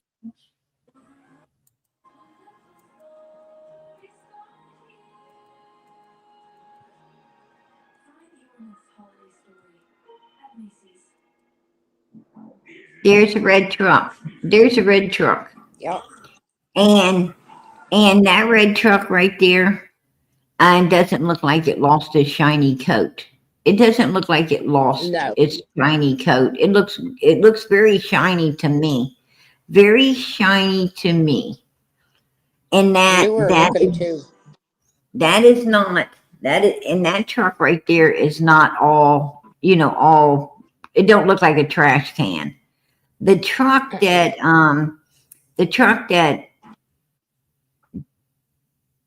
the man had on that property on Ben Hill Road is not this truck, because the one he had was dented up like a garbage can. It was dented up like a garbage can, very beat up from him farming with it. So it definitely was not, you know, this truck. But Jody Sue must know who drives this truck, because, you know, it's speeding off, and it's speeding off from her place, which means she has to be affiliated with it, because she's living on her mommy's property. Her trailer is outside her mother's property. It's not in a trailer park. She don't live in a trailer park like she's act like she was. She ain't living up in no trailer park. She is living right there on her mommy's property. So whoever this is, she got to know him. She's got to know him, you know, and she be acting like she don't, right? No, that's bullshit. That's bullshit. Yep. She got to know him. Yes, and she lied. I think, you know, and at the beginning, she was talking about a red truck being on Ben Hill, red truck, you know, and the same one she said was at the yard sale. When Candace was, you know, buying those school outfits and stuff. She's trying to say, you know, that was like the same truck. She was describing the same ladder rack truck that was over, you know, that the woman saw where the school clothes were. And I think that Candace saw that truck too. And I think that's where they got the red truck story from. Right. Was at that yard sale. So, and I don't think, you know, like the yard sale lady said, you know, she had never seen it after that. She, you know, didn't see it before, didn't ever see it after. And I don't think Candace did either. You know, Right. I think they just decided to use it, just like Jody Sue lied about the scream. She lied about, you know, so many things she lied about. To save their asses. I truly believe Have her you? when she says that, you know, Andy was supplying the stuff. I think that is, you know, the glue that could get them, that can, you know, that they're afraid is going to come out and get them, you know, get them involved and possibly being prosecuted. Right. I think, you know, I think Fred had some hand in it as well that could, you know, that could cause prosecution also. I think Don and Candace and Grandis, you know, were the main problem in all of this. But I think that, you know, these people surrounding the case, you know, had some glue attached to it, that they feel, you know, they can't afford to come out, that might end up getting them prosecuted as well. That's why it's Right. always best if you got, you know, if you got some glue in something, it's always best to come unglued at the very beginning and you know, and walk. It's best to come unglued and tell everything at the beginning, the truth about everything. You know, the one that talks walks.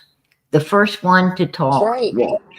And that's the time to become unglued, because if they solve Summer's case, if they solve her case, all of these people, all of, you know, that whole ball of glue is getting prosecuted. None of them, you know, the 4.5 years down the road, they didn't come unglued from it and talk. They're not going to get to come unglued, and they're all going to get Right. prosecuted. They're all going to pay for their part in all of this, and they know it, and they know it. And I think What that's why. happened? Go ahead. Sorry. I think that's why they're eliminating some of the people that they felt would that they felt might come unglued, like Cotton Right. Simpson and that Jerry guy. You know, the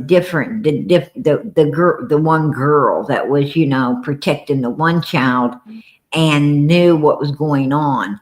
Allison, she was about to go, you know, she was about to go to law enforcement and tell some stuff because she couldn't control her boy and she was getting tired. You know, I think she was getting scared and she was getting tired of him.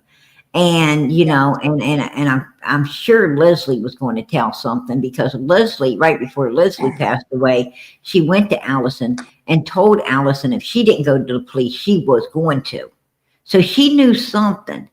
And the next thing you know, she's not with us. And Allison goes out the exact same way as, you know, as Leslie. I think Allison was about to tell because she was scared. She was afraid of that, you know, I think she knew a whole lot and she was getting worried that she was going to end up exactly like she did. And that's why she ended up that way, because I think she was ready to, you know, to go spill the beans. And you know, that's what these people's doing. They're, you know, they'll do what they have to do to protect their asses so that they, you know, they don't end up in prison. That's what they're doing. And none of them, you know, were smart enough to come unglued at the beginning of everything.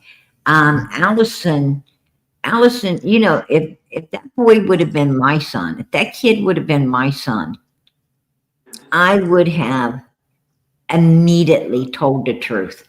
I would have told the God's honest truth. I just said, this woman showed up, picked my son up. I think all of this was pre-planned, you know, because my son was up waiting on this woman to show up. So they must have worked something out beforehand. The next thing I know, they come back they got this child they're packing in, you know, wanting cleaned up and dressed and you know and putting all the blame on my boy. And you know, if I want to protect him, I gotta go along with this BS, all of this BS of theirs. And you know, they used him, they abused him, they got him to do something he shouldn't have done. And I would have told. I just said, look, you're going to have to take him downtown and get the damn truth out of him. You know, I don't want someone that's capable of doing something like this to a 5-year-old child for some hag like Candace Wells up in my house. Because if he'll do this to a 5-year-old child, what would he do to other people? What would he do to, you know, what would he do to me? And I think he did it to Allison, in my opinion. Yeah. I really do. But I think the whole start was at that horse pond on June 15, 2021, when Candace used him to do what he did this summer.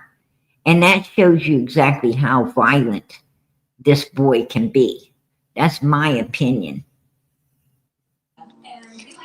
What's going on with Kathy, the friend? Kathy, the friend, supposedly is in the hospital right now. What I'm hearing. No, allegedly. She's in a hospital. Right. See, I thought, on a ventilator.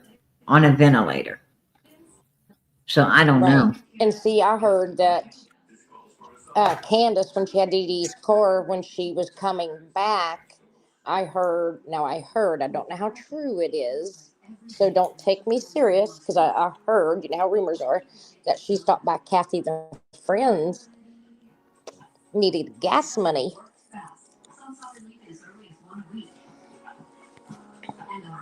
I heard she was around Kathy, the friend's house. After what happened to Dee Dee too. Now I don't know. Yes. You said I wasn't saying anything because this is he said, she said stuff.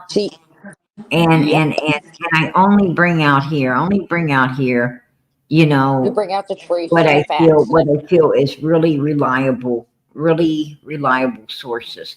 I mean, like if the people, you know, what I call real reliable sources is people in the community that I know, people, you know, some people connected, you know, that has connections with law enforcement, stuff like that. You know, then if I know it's going to be true, that, you know, is circumstantial. Right. I try to, you know, leave it be. But if it's solid, that's why I said, bring it out. Right.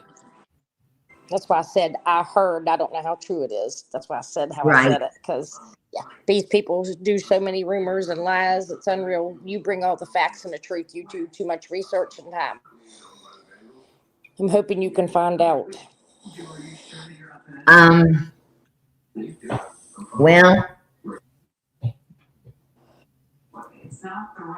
I mean, with Kathy, the friend, well, you might be able to through her husband, her daughter. Right. Maybe.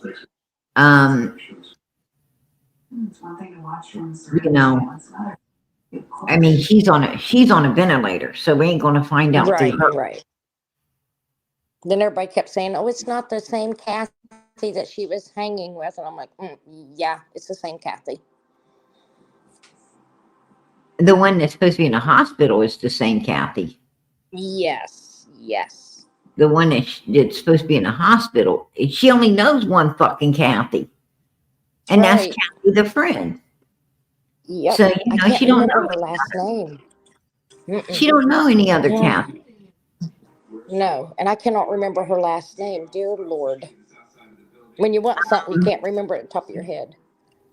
Right. I don't either. Have you got to talk to Laura any more? No, I haven't talked to Laura. I hear Laura's going through a lot. Her brother went to jail. You know, she's circulating. She's circulating. I mean, is she okay? Yeah, she's okay. Good. She is circulating.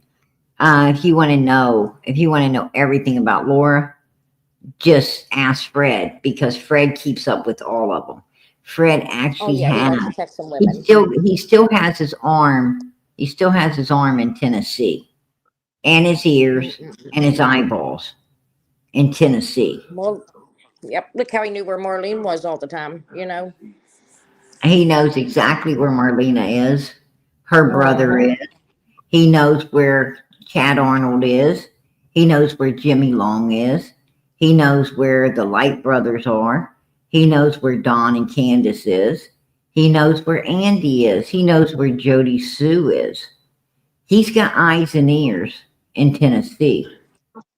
Yeah. Did they find out if that letter was fake or real, or what came of it? And you know, that's the one thing I could say about evil fucking human beings. People who are caught up in all that evilness and stuff. That's one thing I could say about them, is they know where every fucking body is all the time. Put in one in the chat if you've ever noticed that if you're affiliated or caught up in an evil group, you always know where every fucking body is. You always Okay, know. one for me. No, Yeah. you know where everybody is. You know where Yeah. your fucking neighbors are when they're gone. You know everything. You know it all. Like there's nothing you don't know. Because you're affiliated. You're affiliated with every piece of garbage known to fucking man in that community, or that circle, that you're in. And everything comes back to you. Like, you don't even have to go nowhere. You don't have to go nowhere. You just make a phone call. You just make a couple of phone calls, man, and you know every damn thing, because you learn real quick who knows everything. And that's all you got to call, is that one person that every damn body talks to, everybody goes around, and they tell you everything. They tell you what time of day somebody took a crap. And that's the truth. Oh, he was in the bathroom at 12 o'clock this morning. Right? He was in the bathroom. I know, because so-and-so was at the club when they saw him go in there. Right. Yeah, they said it was right like 12 o'clock. For real. Like, everything. If you know the right people, you're going to know everything. Yep. Like, shit, a lot of times you know stuff you don't want to know. Right? Right. They come around, they tell you all this stuff, and you're like, dude, I don't even need to know that. I don't want to know that. I wonder if Candace is going to show up for the tree. Is she When going to be you there? leave, I'm going to have to call 911. Don't do it, Mom. I didn't need to know that. Don't do it. Right. That's what I was telling Jinkies last night. I said, I have to report into Mom. And that was so cute. Oh, Sherry, she's like, yes, little PG does check in with Mom. Right. She is just a hootin' nigger. God love her. I just love how she talks, and she'll just mumble on, and I don't think she hears us. And she's an amazing lady. Yeah, I'm going to tell you. That's what I'm saying. You don't even have to leave your house. You don't have to leave your house. You just know it all. Yep. Mom, I'm going to jump down and let you finish everything up. And I love you in prayers, and I'll call you tomorrow Hey, and check on you. I love you too. God bless. Prayers for Summer Moon Utah Wells. She's going to get her justice. It's coming. Prayers to every missing kid out there. And I love you. Prayers to everybody in chat. Hey, girl. God bless you. Be good, Mom. Don't give Dad a hard time. He was feeling it today, girl. He was feeling it today. That's great.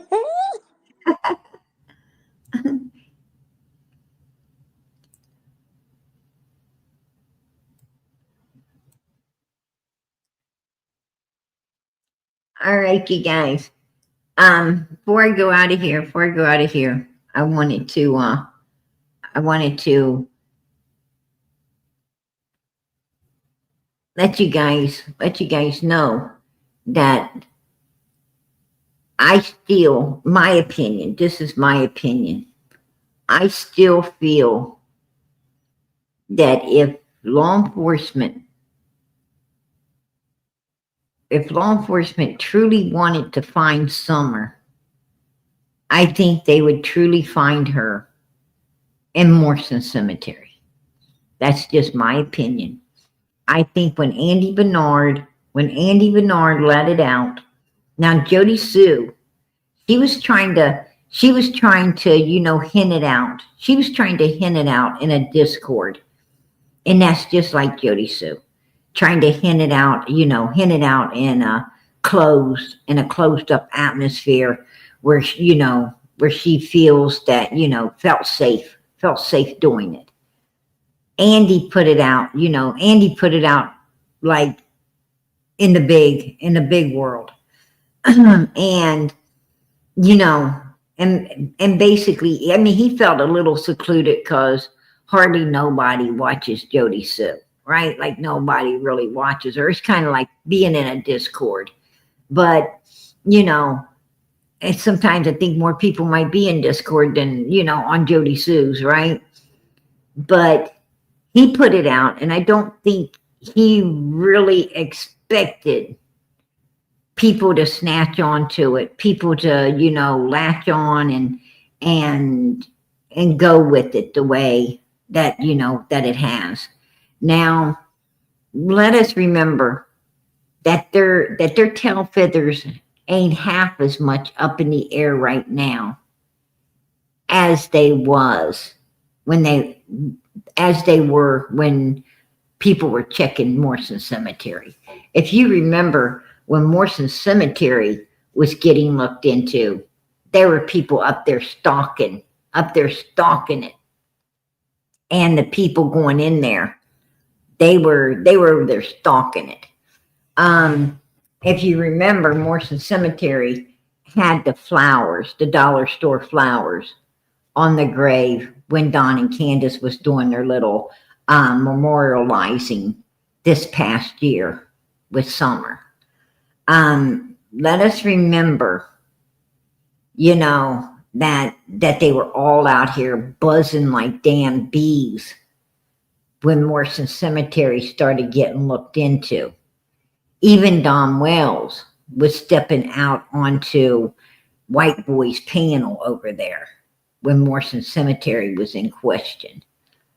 Candace was running to Day-Days when Morrison Cemetery was in question a lot. She only went there one time with this, but she had her ass in there all the time during the Morrison Cemetery getting looked into. Let us remember Fred Heel was all over the place when Morrison, and let's remember that Chad Arnold got Marlena Crawford to hit PG up over Morrison Cemetery and Pat wanted her to get involved to see how far it was going to go and who was over there looking into everything.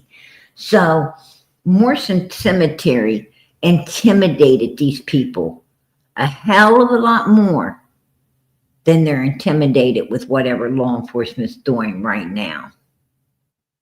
So In my opinion, this is my opinion. My opinion is that what they're doing right now, might give a little bit of a hint, to something.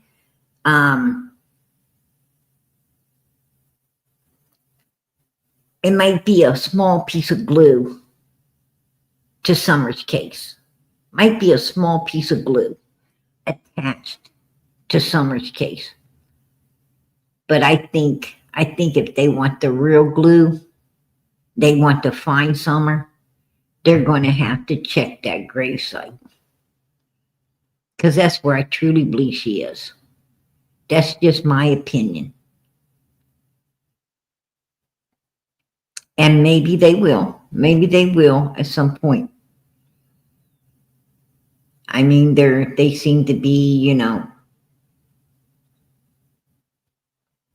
I just find it really weird that this tip came in right when the gravesite is in question, right when, you know, possibly something's going to get done about the gravesite.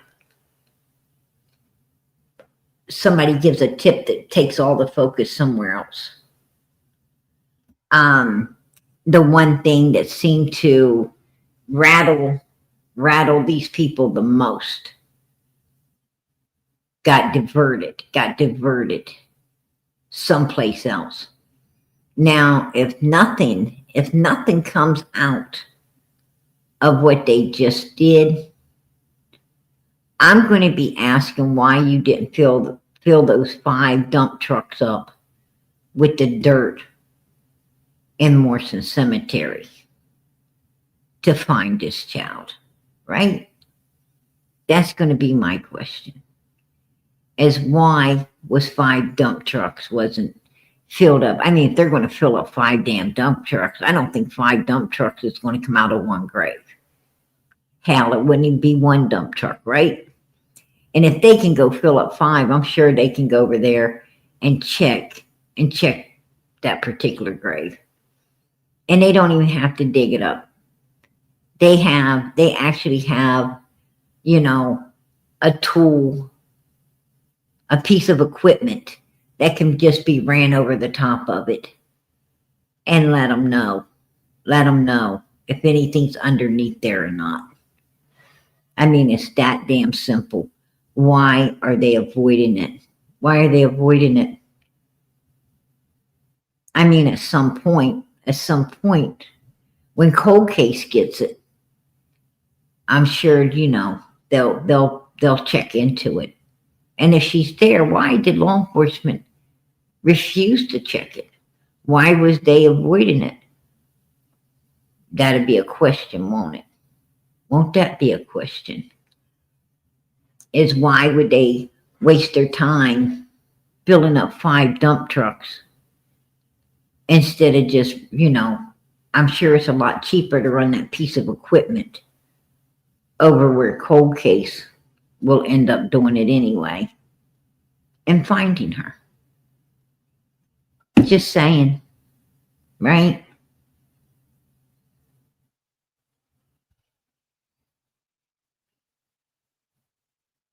But I'm going to bet 10 to 1. 10 to 1. That nothing comes out of what they just did. I'm going to bet 10 to 1. Because I think Jody Sue done let the cat out of the bag on her and Andy's involvement in all of this. I think Andy let the cat out of the bag where Summer's body really is. I think these motherfuckers been telling some truth. And I think Don Wells' mouth let the cat out of the bag as to why they're not doing what needs to be done to go over there and find this little girl. That's my opinion. I'm going to keep it. I think Summer's case has been solved. They're just avoiding. They feel they done buried her. And it's nobody's business. That's what they think.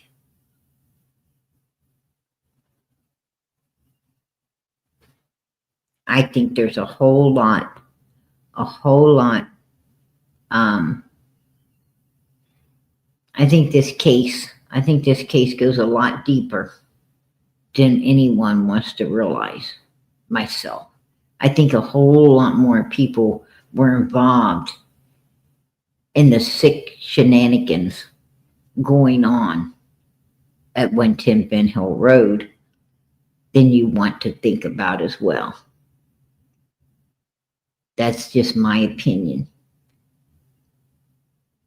And I think there's a lot of people who doesn't want Summer found. You know, I think Don Wells, you know, was a low life Jeffrey, if you ask me. Put a 1 in the chat if you agree. He was the ghetto Jeffrey. Just saying. And I think Candace, you know, is the ghetto.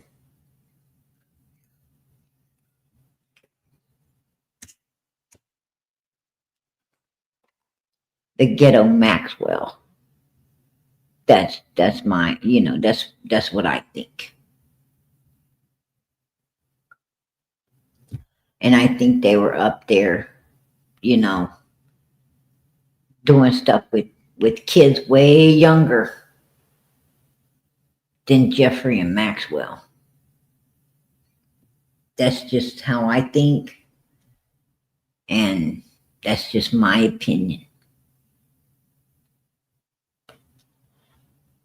And, you know, there's a lot of sick human beings in this world. A lot of sick. The Bible tells you. The Bible warns us. It says, you know, in the last days, very, very, very few. Very few. You know, will make it. Very few. Will be able to, you know, will be righteous enough to enter the gates of heaven. It tells you, it warns you that it will be just like the days of Noah. Just like the days of Noah. You know, it warns you of all the things. And you got to take heed, you know. It says in the last days, righteousness will be called evil and evil will be called righteousness. Honey, we're there. We're there. People support suspects more than they support the victims now. People will turn like snakes on the victim because they just love the suspects. They just love these evil people. These evil people are celebrities. They're celebrities to these weirdos today. I ain't never seen no shit like it. But it is what it is. And, you know, there ain't nothing you can do about it. Nothing you can do about it. Not ever before in history did you see people walking around with black fingernails, jet black, dye their hair black as it could get, and wear some Satan-looking clothes. You didn't see that stuff. These people are looking like the night of the living on live, right? That's what they're looking like. Go out there and take a look around you. Man, it reminds you of what? It's almost like you're already standing in hell. It's like it's like you're standing in hell anyway.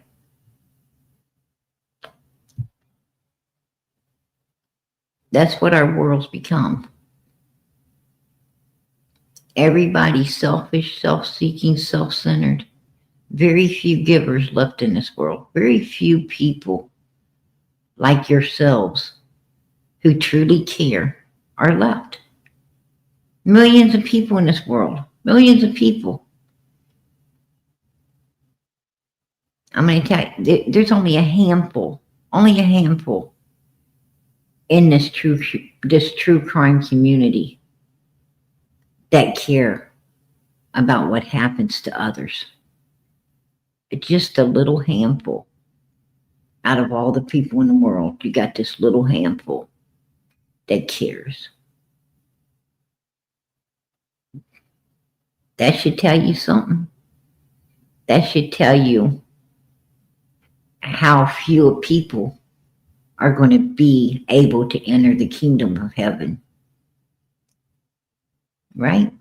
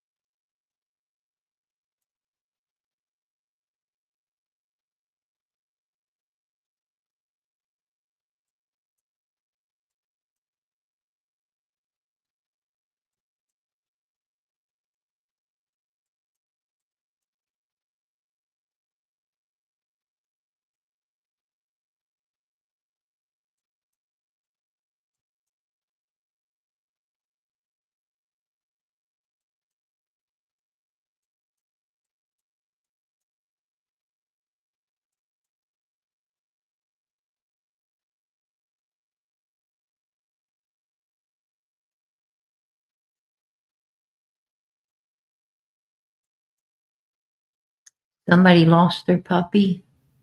I'm just now catching up with chat.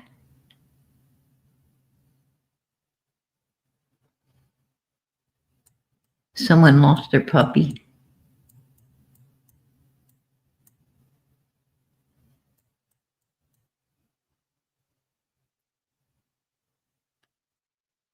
I feel sad for, yeah.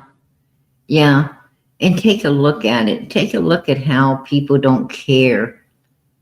They don't care how the next generations make it or don't make it.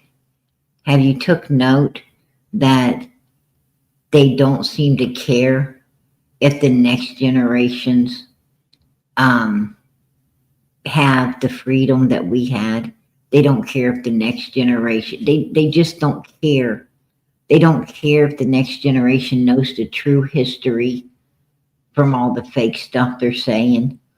I mean, you cannot believe I have seen, I've got old history books that tell the real history of America, the real history of everything. I have the Bible. I have the old Bible that tells, it the way it is. And you take the new,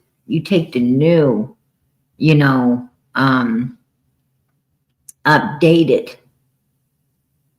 Bibles that they're telling everybody that it's, they translated it into modern, in your language, the modern language of today.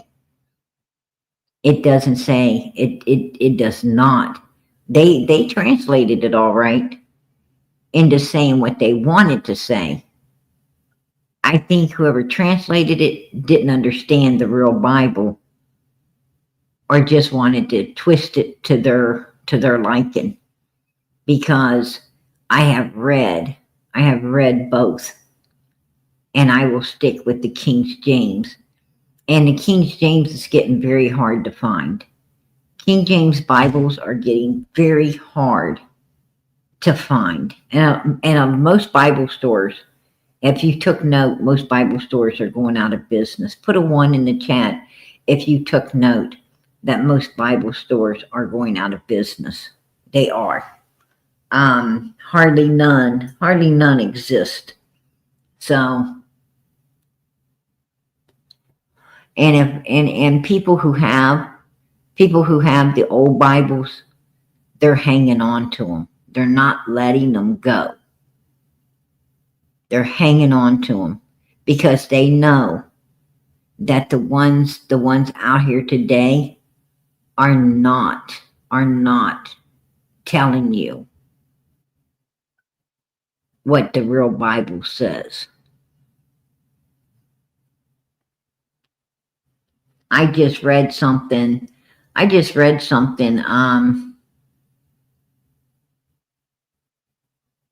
recently, not too long ago. I was looking for a certain passage in the Bible, and I decided to, use the internet to find it. And I did. And when I clicked on, it was in the modern translation, and I'm like, that ain't right. That ain't what that says. And then I went to the King James Bible, and I looked, and I was right. I was right. That's not what it says. That's not even what it meant. And I'm like, whoa, what are they putting in the hands of people? You better be very careful what Bible you're reading, what Bible you're using. Because you can, it says that, the blind will follow the blind, and they'll all fall in the ditch together. You better be very careful that you're not following the blind.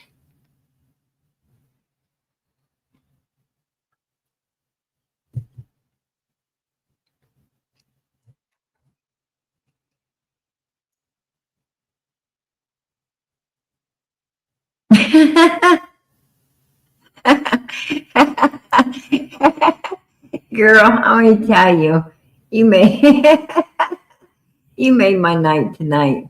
Arctic Wolf. I noticed another thing too, but I forgot what it was. I will remember and tell you. Right? Hey, that gets the best of us. That gets the best of us. Don't even worry about it. You know what my mama used to say? She used to say, if you don't remember, don't worry about it. She said, don't worry about it. It's just something you weren't supposed to talk about, right? You weren't supposed to talk about it anyway. And that's what she used to tell me. You weren't supposed to talk about it anyway. Don't worry. Hey, you forgot it for a reason.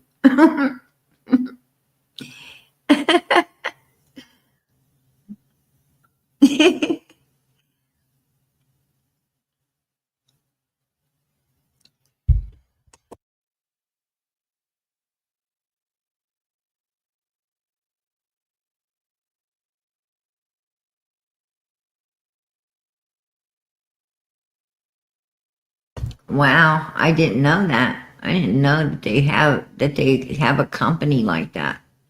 I had no idea, girl.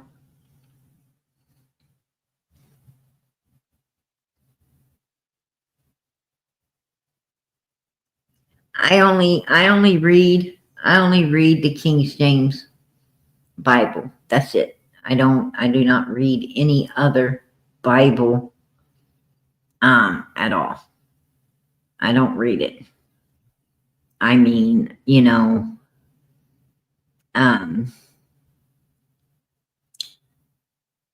like I said, I know it don't say, you know, like the one translated one is supposed to be modern. I knew the Bible didn't say that. I knew it didn't mean that. And, you know, stuff like that scares me. It scares me. I don't want nothing to do with that. I want nothing to do with that, with no, you know, with no falsities. Now I'm going to tell you what the Bible says. If you take away or add to that Bible, woes to you. That's so you better be careful. You best not be taking away or adding nothing to God's word. You're going to be in a lot of trouble if you be doing it. You know, sometimes I worry, you know, how people take little quotes. They take those little quotes and put them up, you know, just a piece of it. That worries me. That worries me. You know, I know it comes from the Bible, but you're just, you know, you're just taking a snippings and, you know, and putting it out there when there's so much more to it, you know. And what worries me is you need to put the whole chapter, not just, you know, not just a piece of it, but a whole chapter of it for the person to, you know, to understand. You know, but they got those little snippings and I fear that's taken away, right? What you want, just taking away what you want. And that worries me.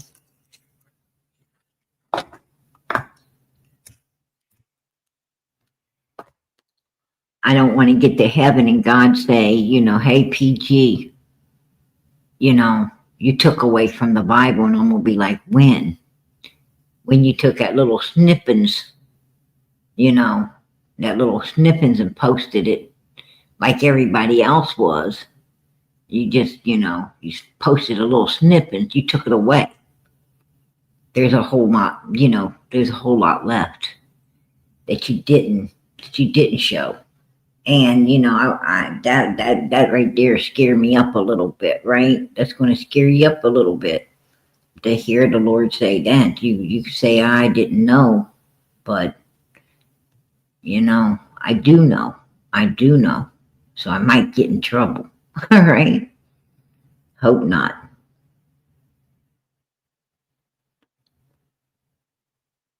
Yeah. I'm going to tell you, I don't fear. A lot of people fear, you know, a lot of people fear Satan. They're scared of Satan. They're scared of evilness. What you better fear is God Almighty. We better remember, right? That evil, the devil had to ask. The devil had to ask God to touch Job. Devil couldn't touch anything without God's consent. So we better remember who the almighty power is. And it ain't Satan. Nothing can touch you as long as you're with God. Nothing. No evil. Just like you think God, you know, won't protect you the way he did Job? Of course he will. Of course he will. He'll protect you just like he did Job. If you're as good as Job. See, Job done proved that God's children's going to stick with God. They can't be moved. They're going to stay with God no matter what. He done proved that. It don't need proved again. So God's going to protect you as long as you're with him. No evil can touch you. The only way evil can touch you is if you're not with God. That's it. So what you afraid of? Shouldn't be afraid of anything.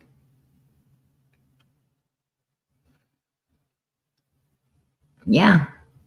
You know, the Bible plainly tells you, just be still. Be still and God will take care of your enemies. Just be still. He prepares a table for you in the midst of your enemies. He's telling you, don't fear nothing. I'm always with you. Don't worry. People don't, what you better fear is not being with God. You better fear not having his protection. You better fear him, not Satan. That's just the way it is. Satan has no power. God has it all. God and his son, Jesus Christ, man, they got it all. That's who you better be with day and night. I'm going to tell you.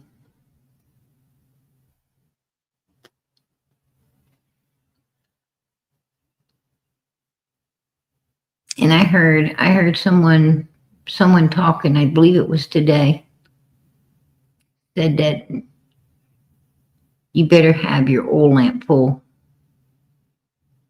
You better have your oil lamp full and waiting, because the Lord's coming soon, and you best be ready.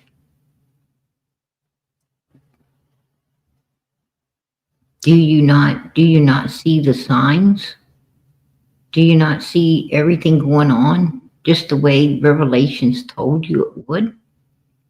Have you not seen it happening? Matter of fact, I was checking the science, on science. They say that, global warming because of this and because of that and because of one thing and another, we got this global warming.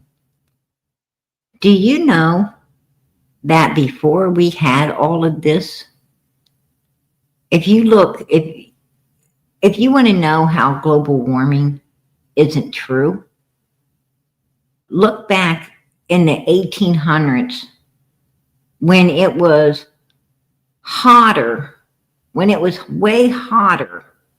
I don't know what state you live in. I don't know what country you live in, but I promise you, if you check back in history, it was just as hot back then as the days are today. And there was none of that stuff then. There was no vehicles. There was no tin pop cans.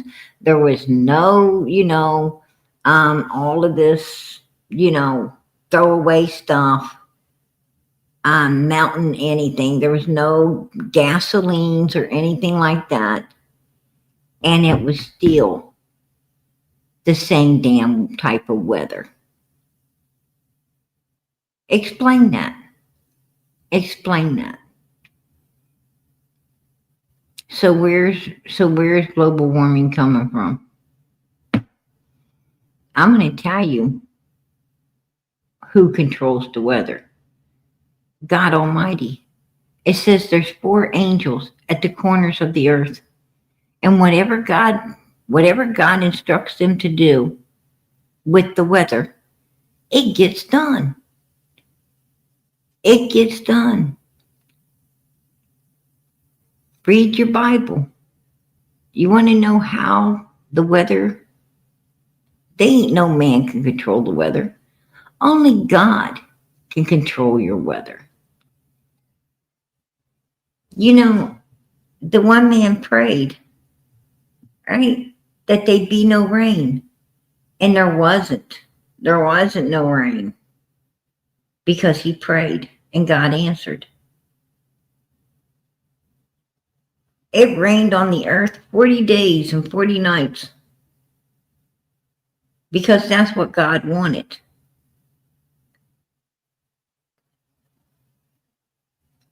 How does the Bible tell you that the Euphrates River is going to dry up in the last days? How did they tell you that way back then and it's happening now? Because God knows all. That's how. God knows all. God goes before you. And if you're a righteous person, he prepares a straight and safe and happy way for you. If you're not, I don't know what he prepares for you. Probably nothing. That's why everything goes bad. But if you're a good person, he's going before you. He's already into tomorrow. God goes before you. Jesus goes with you. The angels, they're upon you with the Holy Spirit, which is upon and within you, like Jesus is, his light. Angels watch over you all the time. Did you know you got an angel who reports back to God, whether you be good or bad? Everybody's got an angel. You better hope that he's reporting all good stuff back to God, because if he's not, you're in trouble. You're in trouble. A lot of people might not think they got an angel, but they do. And it's snitching on you. It's telling everything you do, and you best be doing good. It sees everything, just like God sees everything.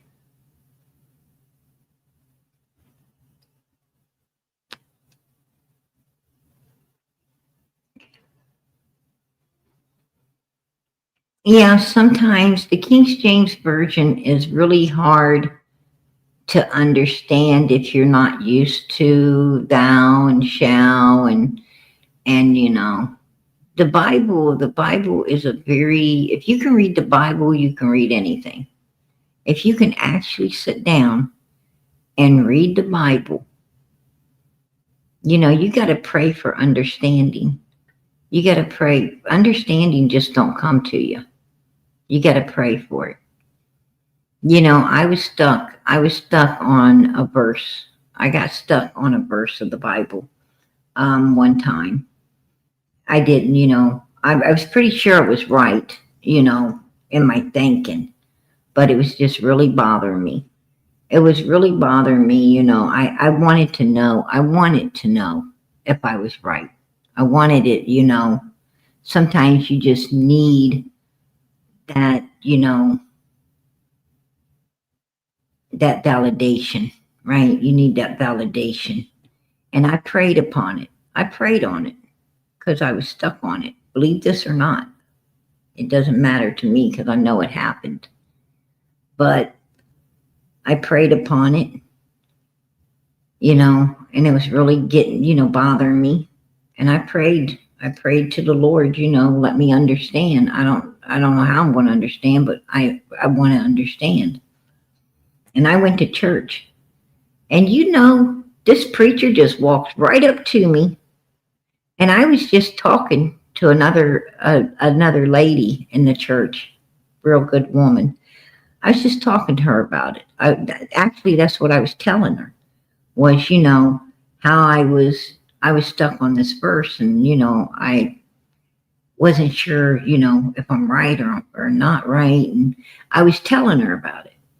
This preacher comes out of nowhere up to us. And there's no way he could have, heard us talking, because we were whispering. In church, you don't talk. You you do all that little whispers where people can't hear really what you're saying. And he's off somewhere. I don't know where he's at. But he comes out of no place up to me and just quotes this verse and says exactly exactly what I thought it meant.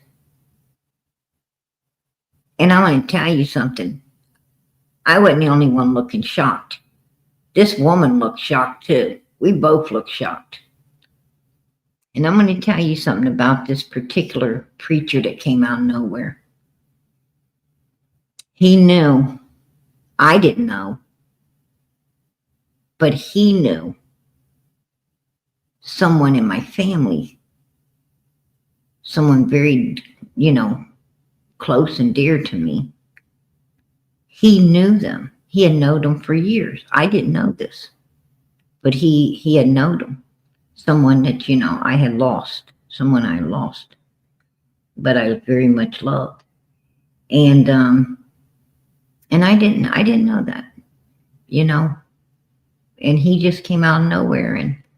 And this person that was so near and dear to me and I very, very much loved it and had lost was the very reason that this man had become a preacher.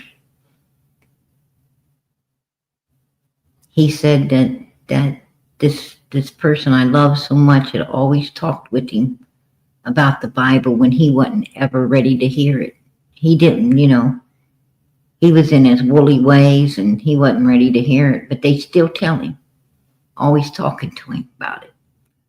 And he said that they're the very reason that he was there and became a child of God as well, a man of God. So you'd be surprised.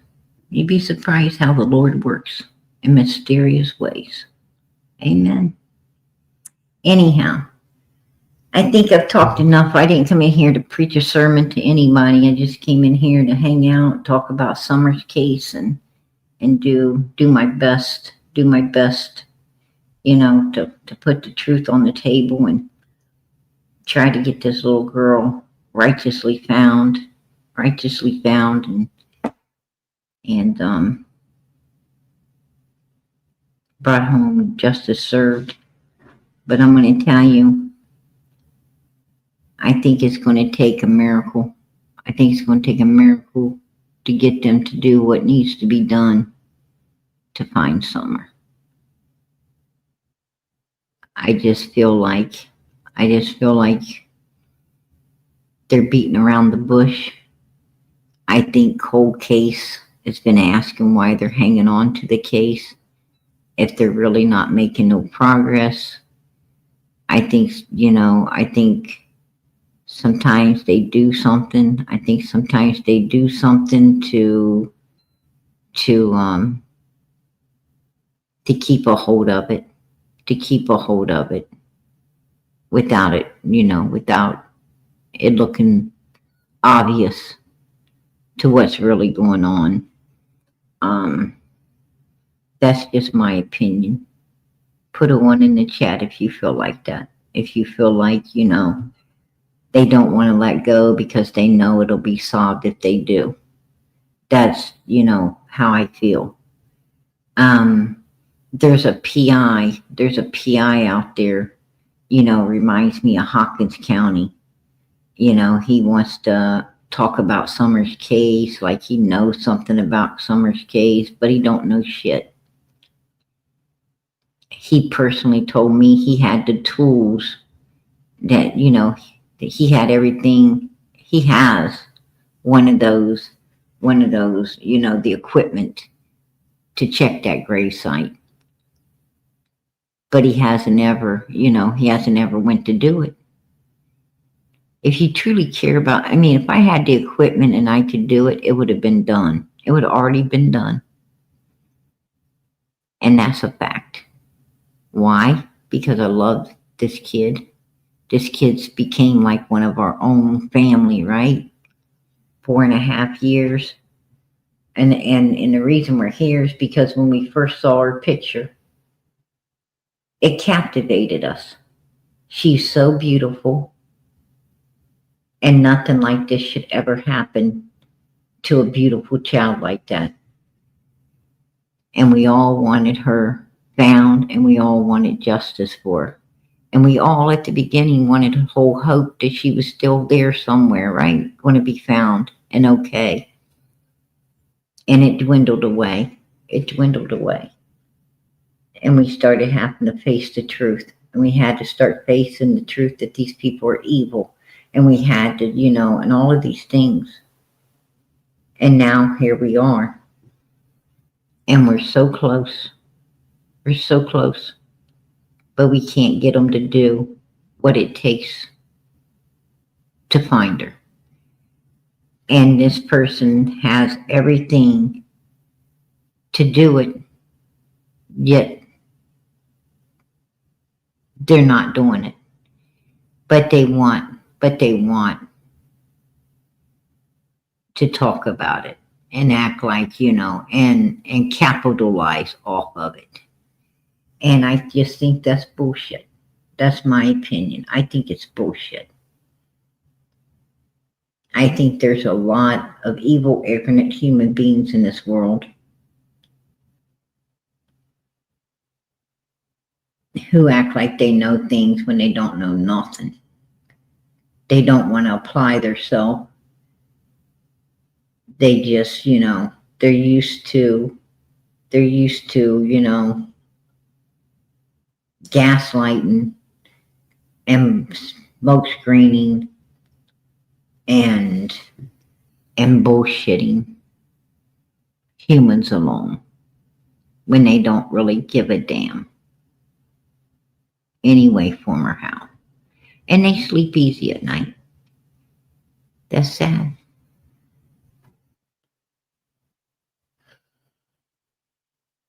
He won't. It's that PI guy. That PI guy that, you know, keeps showing up and acting like he gives a fuck when clearly he don't, right? Clearly he don't, you know, because he's a piece of garbage and he don't believe in doing anything pro bono for any damn body, right? Not even a missing little girl. So, you know, I wash my hands of him. I just kick the dust off of my, you know, shoes and move on. Like the Bible tells you, you know, if you can't get these people to do what's righteous in the sight of God, kick the dirt off your feet and move on. They ain't worth your time. They ain't worth anything. See them for what they are and go on your way. And I've seen, you know, I've seen that in him. So, you know, and I'm sure, you know, I'm sure you guys have seen it too. You don't even know what the fuck he's talking about. You don't even know what the hell he's talking about. Is that PI Ziggy's mod? Wow. You know, there you go. There you go. You know, that's weird. That's freaking weird. They're weird too. They're weird too. But, you know, God willing, we'll be back tomorrow night. We'll be back tomorrow night. We'll discuss more of this case and hopefully we'll have, you know, I'm going to try my best.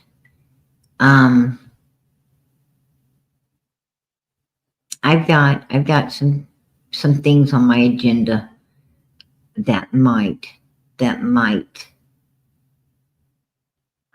give some answers to all of this. I don't know how it's going to work out, you know, but you guys know me.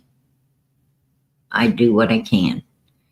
So, God willing, we'll be back here tomorrow night, and I'll have some good stuff for you.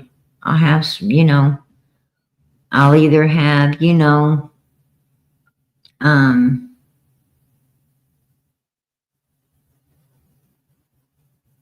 any way it goes, I'll have something you'll want to hear. All right. Any way it goes, I'll have something that you will want to hear. That's for damn sure. So, you know, anytime you approach people, humans, you know, anytime you approach humans, it's one or two things. right? Either it's your way or the highway. And we'll see. We'll see. But I got some people that I'm going to approach, and we'll see where it goes. We'll see where it goes from there. You know, what answers we can get for the sake of summer. And see where it goes. That's the most I can do. But as we go out of here tonight, you guys, send the prayers up for summer. Send the prayers up for Summer Moon Newtoll Wells. I don't ever leave here without asking for prayers for this baby. Please, please, please make sure you, before you go to bed tonight, if you don't do anything else, fold your hands, bow your head, and ask God to intervene in all of this. And let this little girl be found, brought home, and justice served on her behalf in the name of Jesus Christ. Because God's a mighty God. And let's let him know, Lord, I know it's going to take you to solve this case. It's going to take you. And I'm just asking that you do in the name of your Son, Jesus Christ. Amen. That's it. Just give a prayer. And pray for the rest of these missing kids as well. God's always listening through his Son, Jesus Christ. From our lips to God's ears. That's what it takes. I'm going to say good night. God bless. Much love. Throw those hearts up as we go out of here tonight. Show these kids in heaven. Because I'm sure a lot of them's up there looking down. Show them how much we love them, how much we care about them, how much we respect them here on earth. Show them the good that's left down here. And don't forget, you guys are a diamond in a rough. Do not forget that you are that handful that still care in this world. And there's got to be gifts in heaven for that. Good night, everybody.